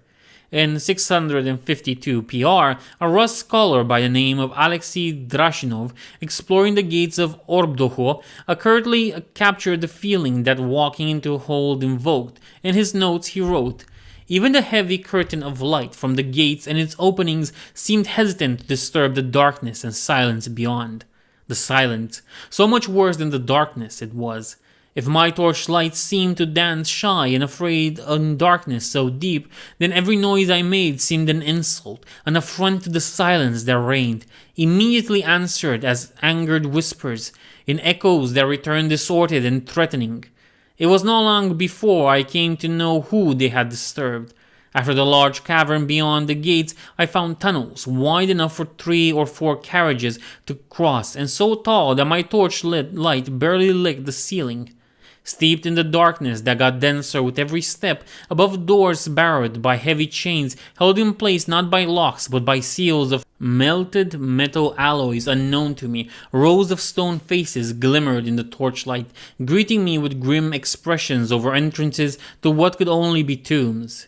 I was so startled when I saw the first face that I yelled, and my own scream came back to mock me in cackling echoes, as if the sealed dead snickered at my fear. Alas, Drashinov's warnings never reached a large audience, neither was he credited for the various discoveries he made on his days-long exploration. Memmancer Vodhergot, however, to whom the belongings of the slaughtered, intruding scholar were delivered, found his notes enlightening, and the incident of his startled yell indeed amusing. The Mysteries of Ognisros. Here we hold domain on the corpse of Gizargadrish, last of the stone old ones. May our rage ever flow on his dead heart. We, having ruled the oppressors, having sheltered the river stone, having destroyed the chained, we live here in endless freedom. From this memory we start remembering, since we found freedom. Touched gently by the faint glow of the pool of lava below, these are the words inscribed over the entrance of the hold of Ognisoros, as they were translated by Hit of Lantoni. It is a fitting light to a hold aptly named as Flowing Fire, for fire indeed was what gave birth to the hold. In fire it was baptized, and in fire does its entire existence depend upon. Dug deep into a gaping crevice on the volcanic peak of Lug's seat overshadowing Glenkov, Ognisoros had managed to stay hidden from humanity's eyes until only a little over a century ago. The mountain had ever domained local myths and superstitions, fueled by the tales of Midrin of many names, a legendary druid. It was he that had cautioned against climbing the volcanic peak, naming it as a domain of the crafter god. With time, these warnings would be incorporated into local mythology until they turned to simple cautionary tales, but the disappearance of a handful of exploration expeditions would ensure the mountain would remain effectively undisturbed and entirely unsettled for centuries. On the eve of the 4th century, a folkloric scholar named Ergas of Aust would revisit the tales of Midrin and proposed that the druid was, in fact, referring to a hold of crafters rather than domain of the crafter. Even though his proposal aimed at supporting his theory that Mirrodin was in direct contact with the weavers, for such is what the weavers called the Dweghom, his publication fueled the interest of Dweghom researchers in scholarly circles. Decades later, Hit of Lantoni, a young, enthusiastic, and daring initiate at the time, would become the first to locate Ognisoros. According to his notes, the founding memory of Ognisros recounts the deeds of Behodorash, maker of the clan, first Ra of the hold, and slayer of Gigadrish. Behodrash is remembered as a ruthlessly effective strategist. While the hated foe remained pinned on the ground by the sacrifice of many, he did not hesitate to order the opening of a chasm so deep that would drown the dragon in the fire below, leading half of its own people to their deaths along with their enemy. Responding to his officers' protest, the simple, "They will die free." For those knowledgeable in Dweghom mentality, it is perhaps no surprise that he is remembered to be able to hear the song of battle and feel its flow akin to what the Ardent Keragwe experience after they have performed their descent. Indeed, Ognisoros remembers proudly on its walls that its founder once stood in the presence of war and advocated its embrace and subsumption. Knowing this, an error in Hint's translation above is brought to light as it repeated below. Here lies Behodrash, maker of his clan, first king of the hold, slayer of Jadriashish, whatever. He saw freedom in chains. He saw freedom bound. He absorbed freedom and broke the chains.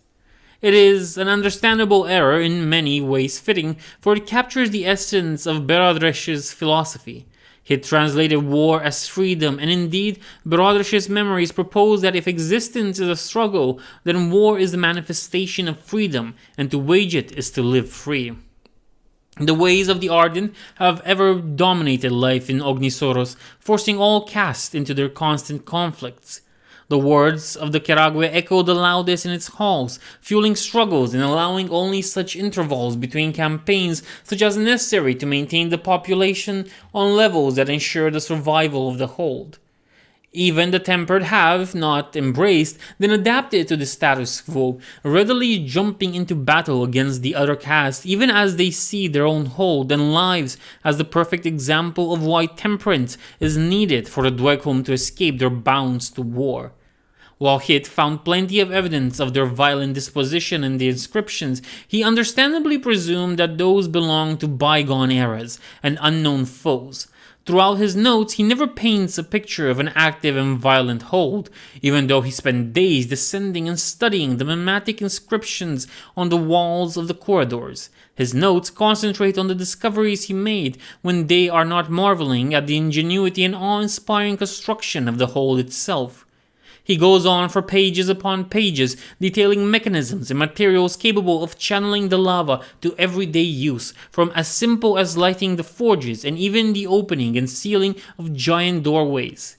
Never during those notes does he describe the sound of battle or war cries, then the death wails echoing from the deep. Never does he seem threatened or fearful there.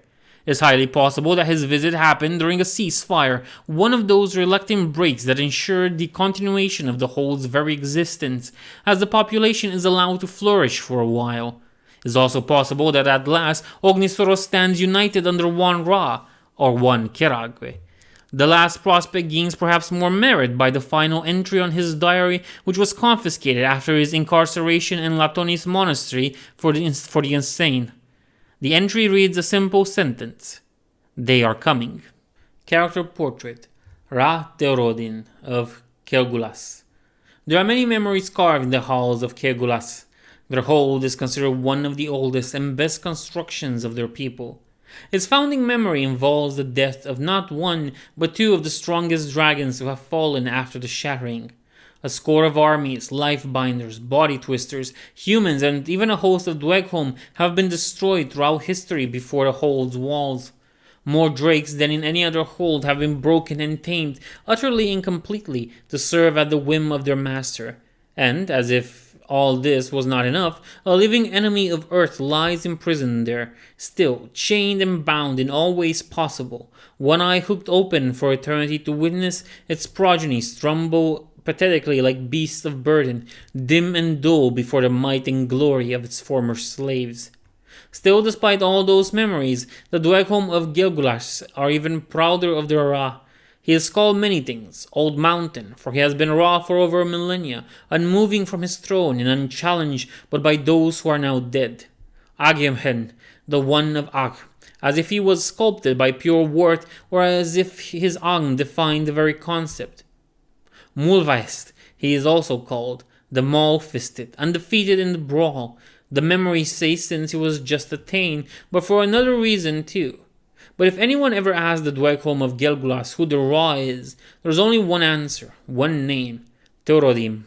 He is the blood of Turgadrach, the wielder of Dragon's Death, and while blood is said to matter not, all remember this, for the Ra, for only against his ancestor who fell to dragons could Theorodin's Ang be compared to.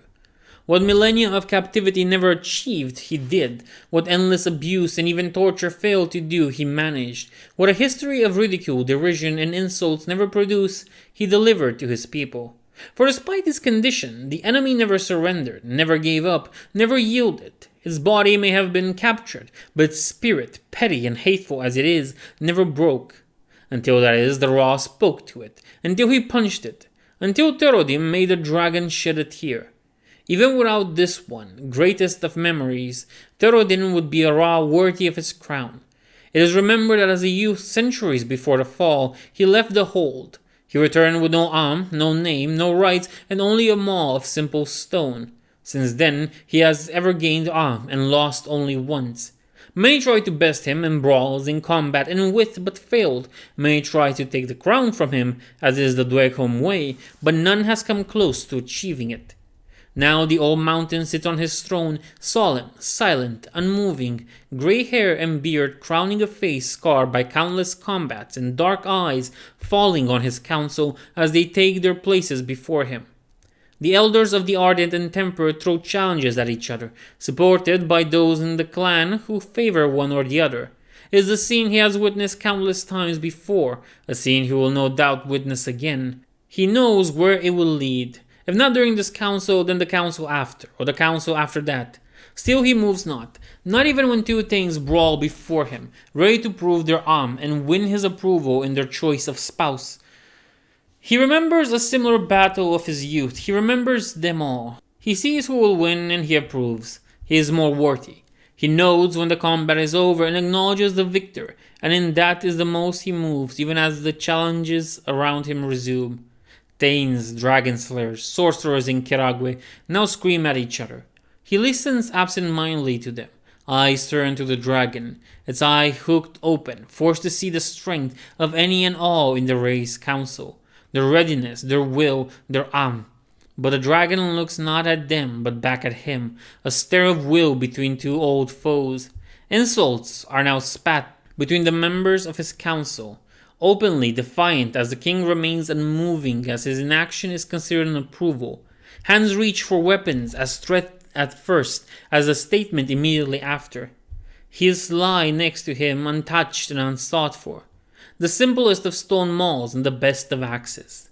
The Drakhebrud of his ancestor. It will be in this council after all. Battle will be joined, the halls will be painted crimson, only the worthy will prevail, strengthened in mind and body, and the whole will be better for it, as it is the Dweghom way, as has been done since the first war, and the dragon will lie there, its eye open, forced to see its enemies stronger. One of the youngest in the council screams, Mohamdor, the two words that drive all Dweghom. Others follow. Enough, he said. It is a hoarse whisper almost, but it is heard. Silence falls. All movement stops. I know where a dragon hides, he adds. Prepare the clans, the hold will march. He gets up as shocked silence gives way to yells and cheers. Character Portrait. Alanos. We each wage petty little wars around ourselves without meaning.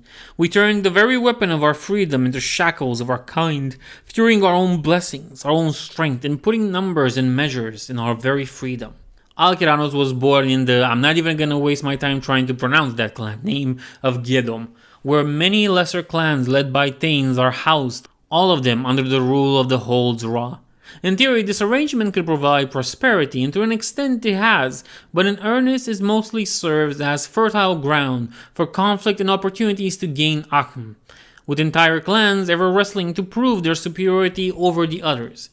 As a cadet, Alanos showed immense promise from a very young age. His mentality, however, branded him as an oddity and never allowed him to excel. He showed interest in the weirdest things, like the tall men and the surface, but worse, he objected to many of the traditions and practices of his people. Because of this, he grew up repeatedly challenging and being challenged by his seniors and superiors, only to be put down for his insolence.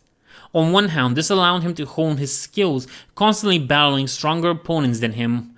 On the other, however, he lost valuable time and again. This forced him to a position of mediocrity, despite his prowess, serving his own same blood and closest friend, Gesvibrod, as a mere member of his following. For a long time he accepted this fate solemnly, even if never with satisfaction.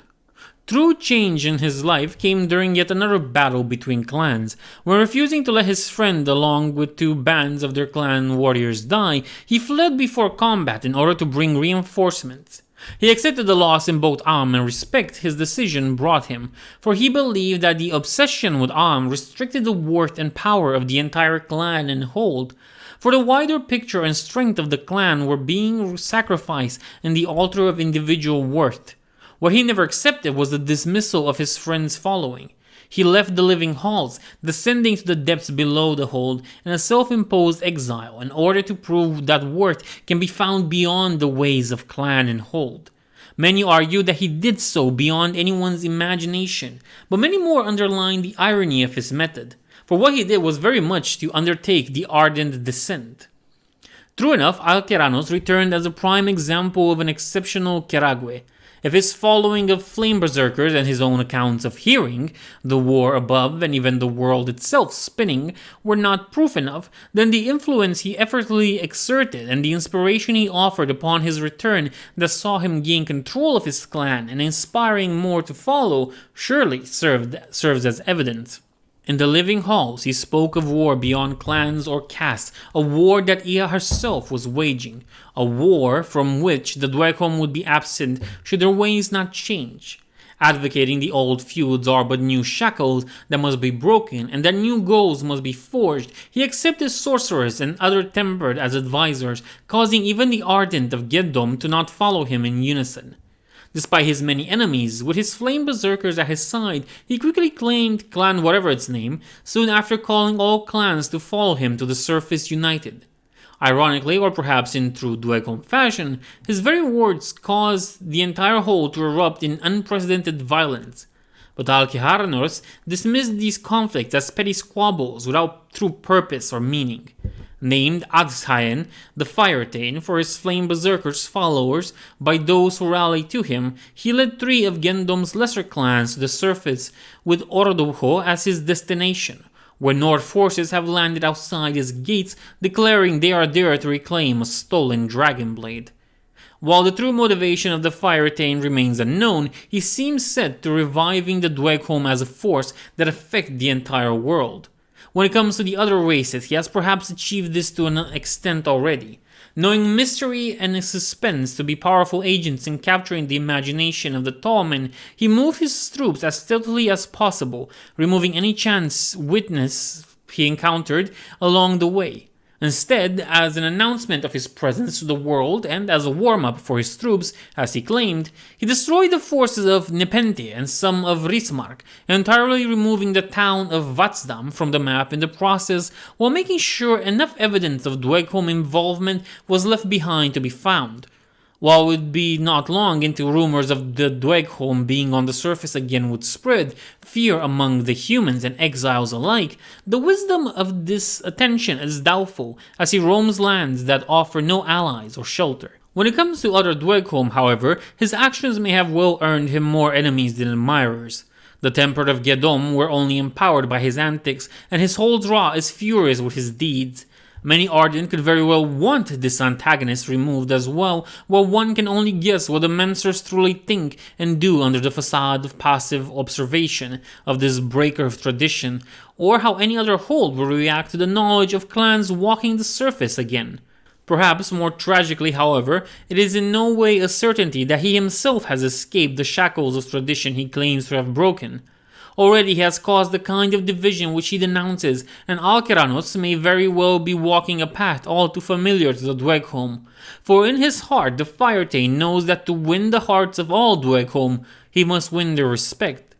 And in the entire history of his people, there has only been one enemy the Dweghom deemed truly worthy: to end their memories.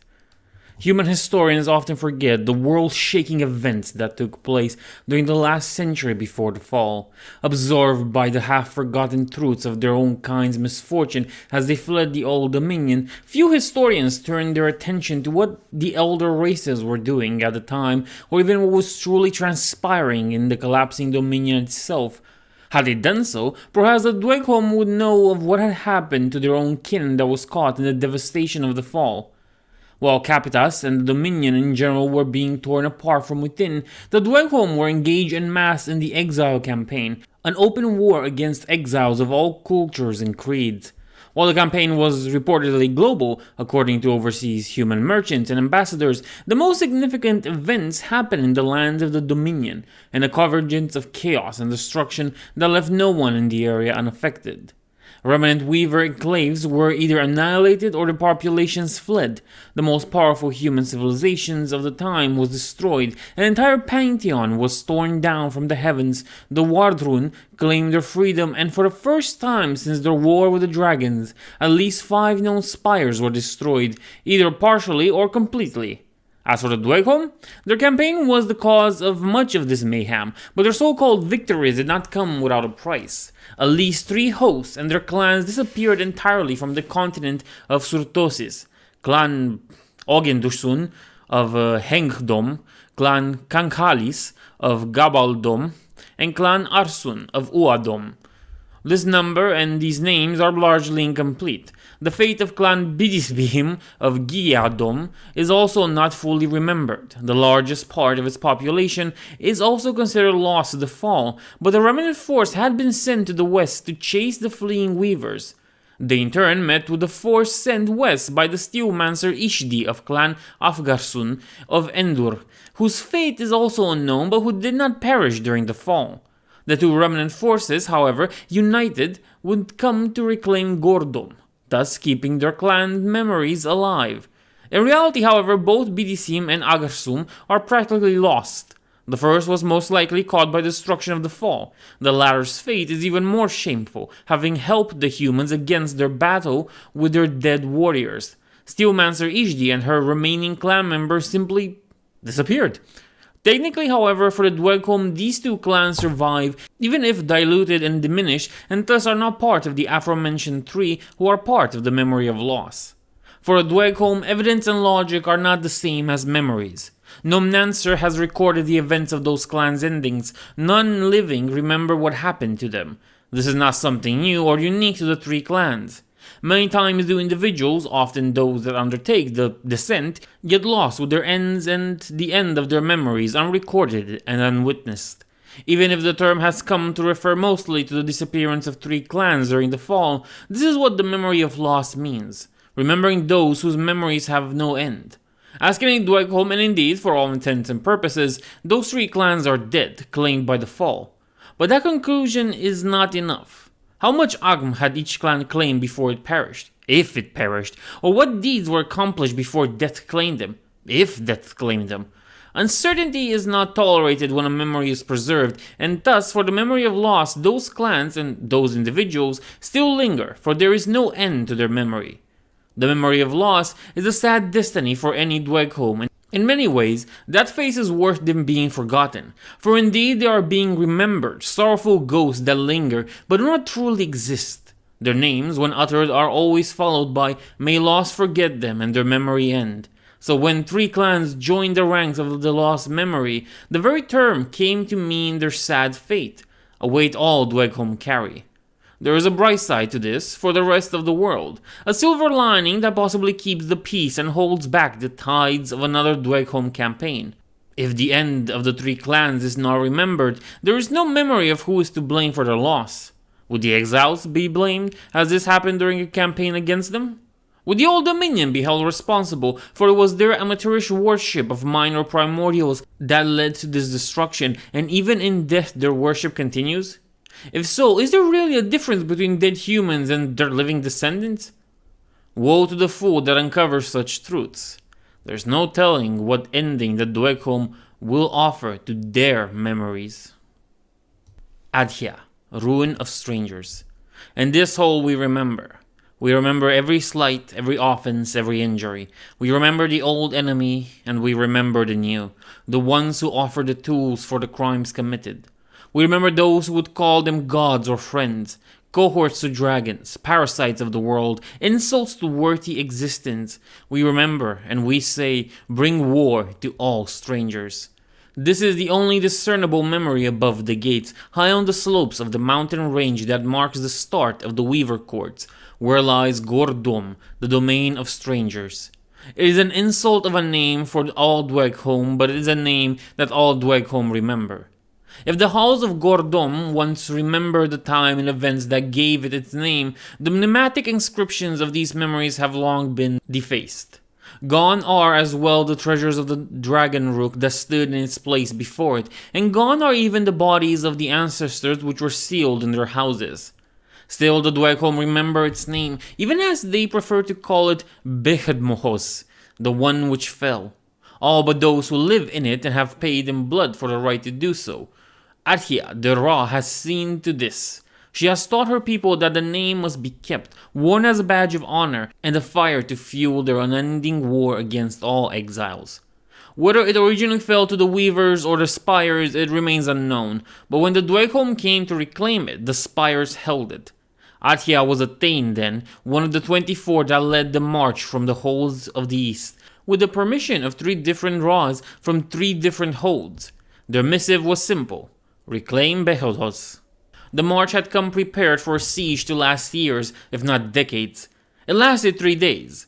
On the first day, the Dweghom began the construction of a walled encampment and watchtowers to ensure the reinforcements from the spire of the towering man in the south would not flank them during an assault. On the second day, plans for the tunnel to infiltrate the halls were drawn, as the Dweghom knew firsthand how easy it was to defend the hold's gates. Before the dawn of the third day, Adia and her following gained control of the gate in a surprise assault, hanging the head of the abomination she had bested to signal for their comrades to attack en masse. It took more time for the hold to be cleared entirely than Adia needed to plan and execute the attack that reclaimed the hold. Many claim that the siege was but the first battle of a war that has not ended since. They are correct. Adia's passionate hatred towards the exiles was not quenched by the reclamation of the hold. Named Ra for her victory, she has led Gordom to one assault after the other against the spires, against the weavers, and against any human that ever dared to try and settle in the slopes of the mountain range. What respite Adia's enemies have found for over 6 centuries is only due to the internal struggle of her hold, but overall her people have enjoyed unprecedented unity in their efforts, united under a single banner and against multiple common foes. Some speculate that this is her goal, to provide a constant common enemy and keep her hold from suffering the same fate as most others, avoiding the curse of all Dweghom. But Adia would be the first to admit that this so-called curse neither troubles nor concerns her. For her, there is no such thing. The enemies of the Dweghom are clear in her mind. The dragons, of course, should any of them still living dare to resurface, the spires who provide the tools for the sins of the dragons, the weavers who conspired with them, the humans, those wretched remnants of a decadent dominion who mirror the dragon depravities and who now, rumors claim, cohort with the spires, even the Nords who worship those foul parasites and accepted their gifts as divine blessings. The enemies of the Dweghom are all who have slighted them, and Adia remembers them all. Is the Dehukoro, the descent, a dead end? Elena, I have long been vexed by the notion of what Ankalimus writes in his Descentia Prelude. Down deep we must go, down deep where the brothers broke. Down deep we must go, down and down again, under the darkest cloak.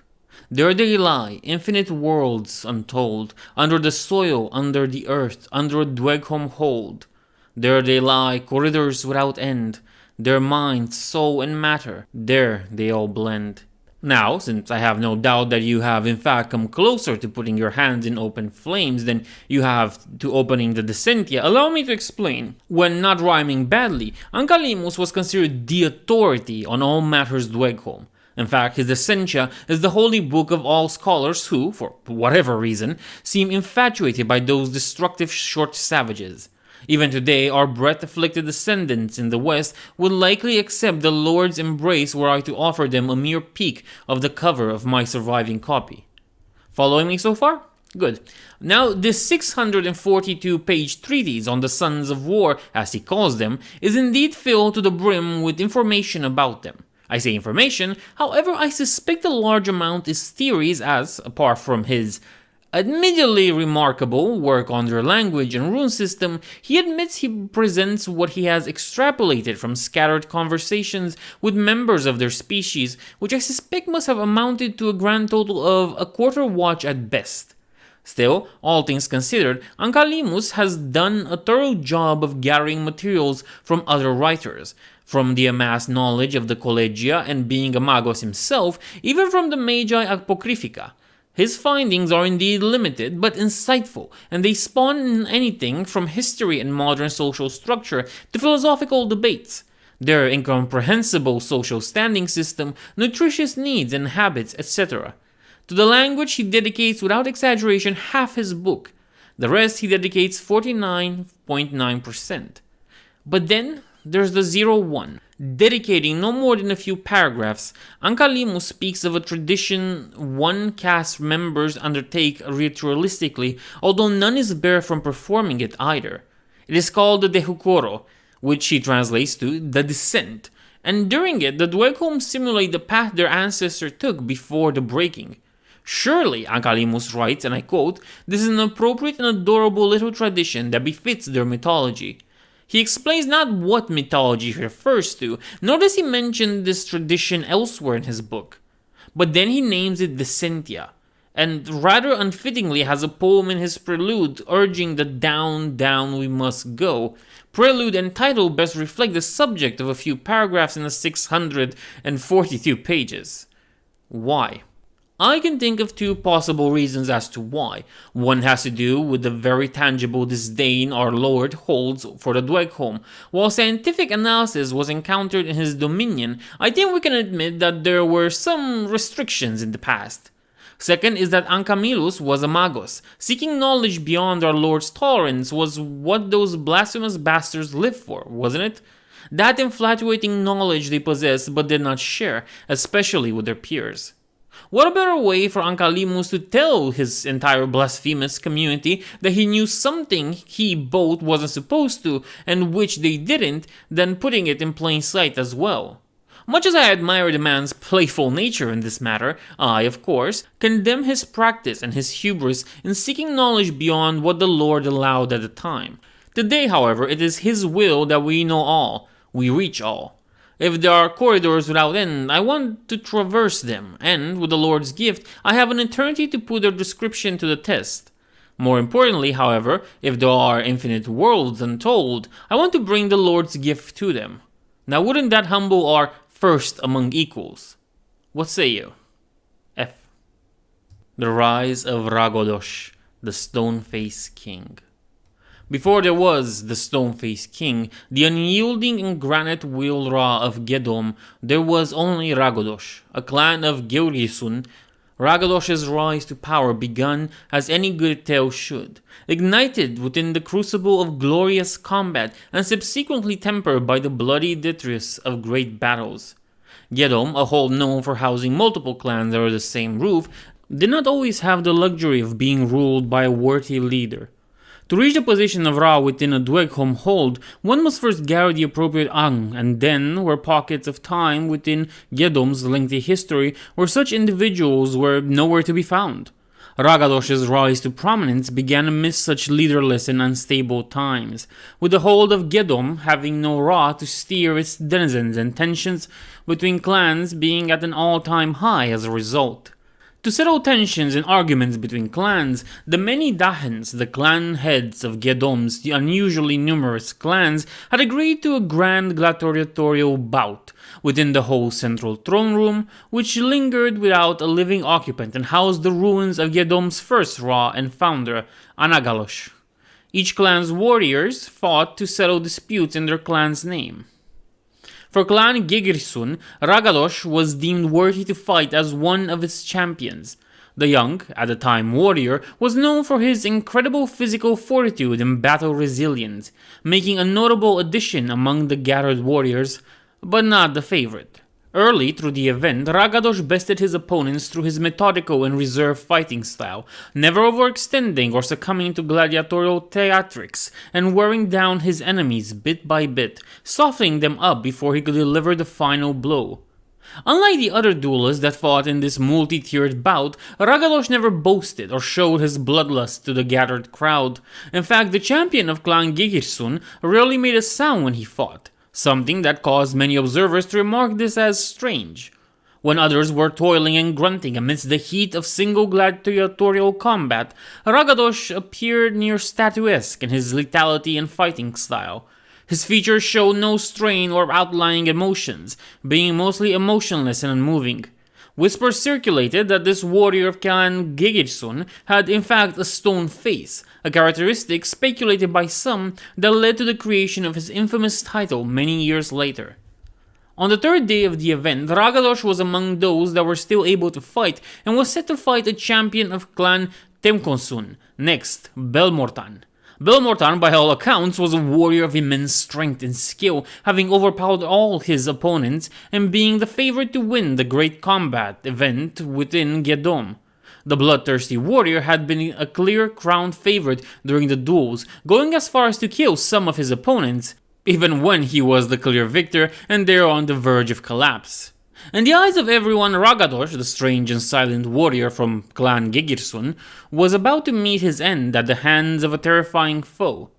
The duel began as expected. Belmorton used his mighty war pick to overwhelm his opponent, unleashing a flurry of lightning-fast blows that were meant to overwhelm its opponent. Ragadosh was defensive at the beginning, using his shield and armored body to absorb most of the punishment that was unleashed towards him. Bones were cracked and flesh was ruptured and bruised, but Ragadosh remained standing regardless. Eventually, Belmortan became sluggish and tired, feeling his muscles become heavier with each blow. It was then that Ragadosh found his opening, smashing his axe shaft behind the enemy's skull with one well-aimed blow that sent the feared Belmortan to collapse like a powerless automaton. Picking Belmortan's bloodied warpick, Ragadosh raised it over his defeated foe, but merely planted it next to his head instead of granting Belmortan the same mercy that he had shown to his enemies. Turning to the Memsers, a panting Ragadosh waited patiently for the nods to confirm his victory. But his defeated foe had other plans. As Ragadosh walked to the center of the arena to be declared the victor, Belmortan, dizzy, stumbling, and desperate, picked his warpick and rushed to strike from behind. Exhausted in his own right, Ragadosh had little strength and no weapon to defend himself, but his clansmen did, and a sword flew from the balconies to be planted in Belmortan's chest. Then all hell broke loose. Two of Belmortan's kin jumped from the arena's balconies, screaming that Clan Gigirsun had cheated and rushing to kill Ragadosh, and Gergisun responded in kind. From that point on, things escalated as they always do with Dweghom. One by one, the clans threw their warriors into the arena, siding with one or the other, or simply for the alms to be had. For 2 weeks did this chaos last as clan after clan decided to settle their disputes en masse. And for 2 weeks, Ragadosh stood in the middle of the arena, surrounded by his clan, waiting for the Memsers to confirm his victory. They never did, for they never had to. When at the end of the 2 weeks they distributed based on the deeds they had witnessed, few would doubt his worth. It must be noted that Ragadosh was not declared raw after those events. While the memory of the small war marked him for greatness, it took over a century before the clans elevated him to that position. During those decades, he displayed not only and prowess in battle, but the ability to inspire, remain collected, and answer challenges without bravado or cruelty, but with unquestionable efficiency. Not until the insult of the insurrection of the Fire Tain, Alcaneros, would his rule be questioned, and that challenge too, most believe, he will answer in the same cold and efficient manner. So in this one we get our usual dwarves, but a little bit changed here and there to make them more unique, and they are unique in an interesting way. I would say they're unique in all the ways that matter. Of course, they do share the same dwarven problems and traits, but at the end of the day, they are unique enough to look at the Dweghom and really say that, you know what, they deserve the name of Dweghom, a separate name and not just calling them dwarves. But at the end of the day, they're still dwarves. I hope you enjoy this, and I'll see you in the next one. Arrivederci.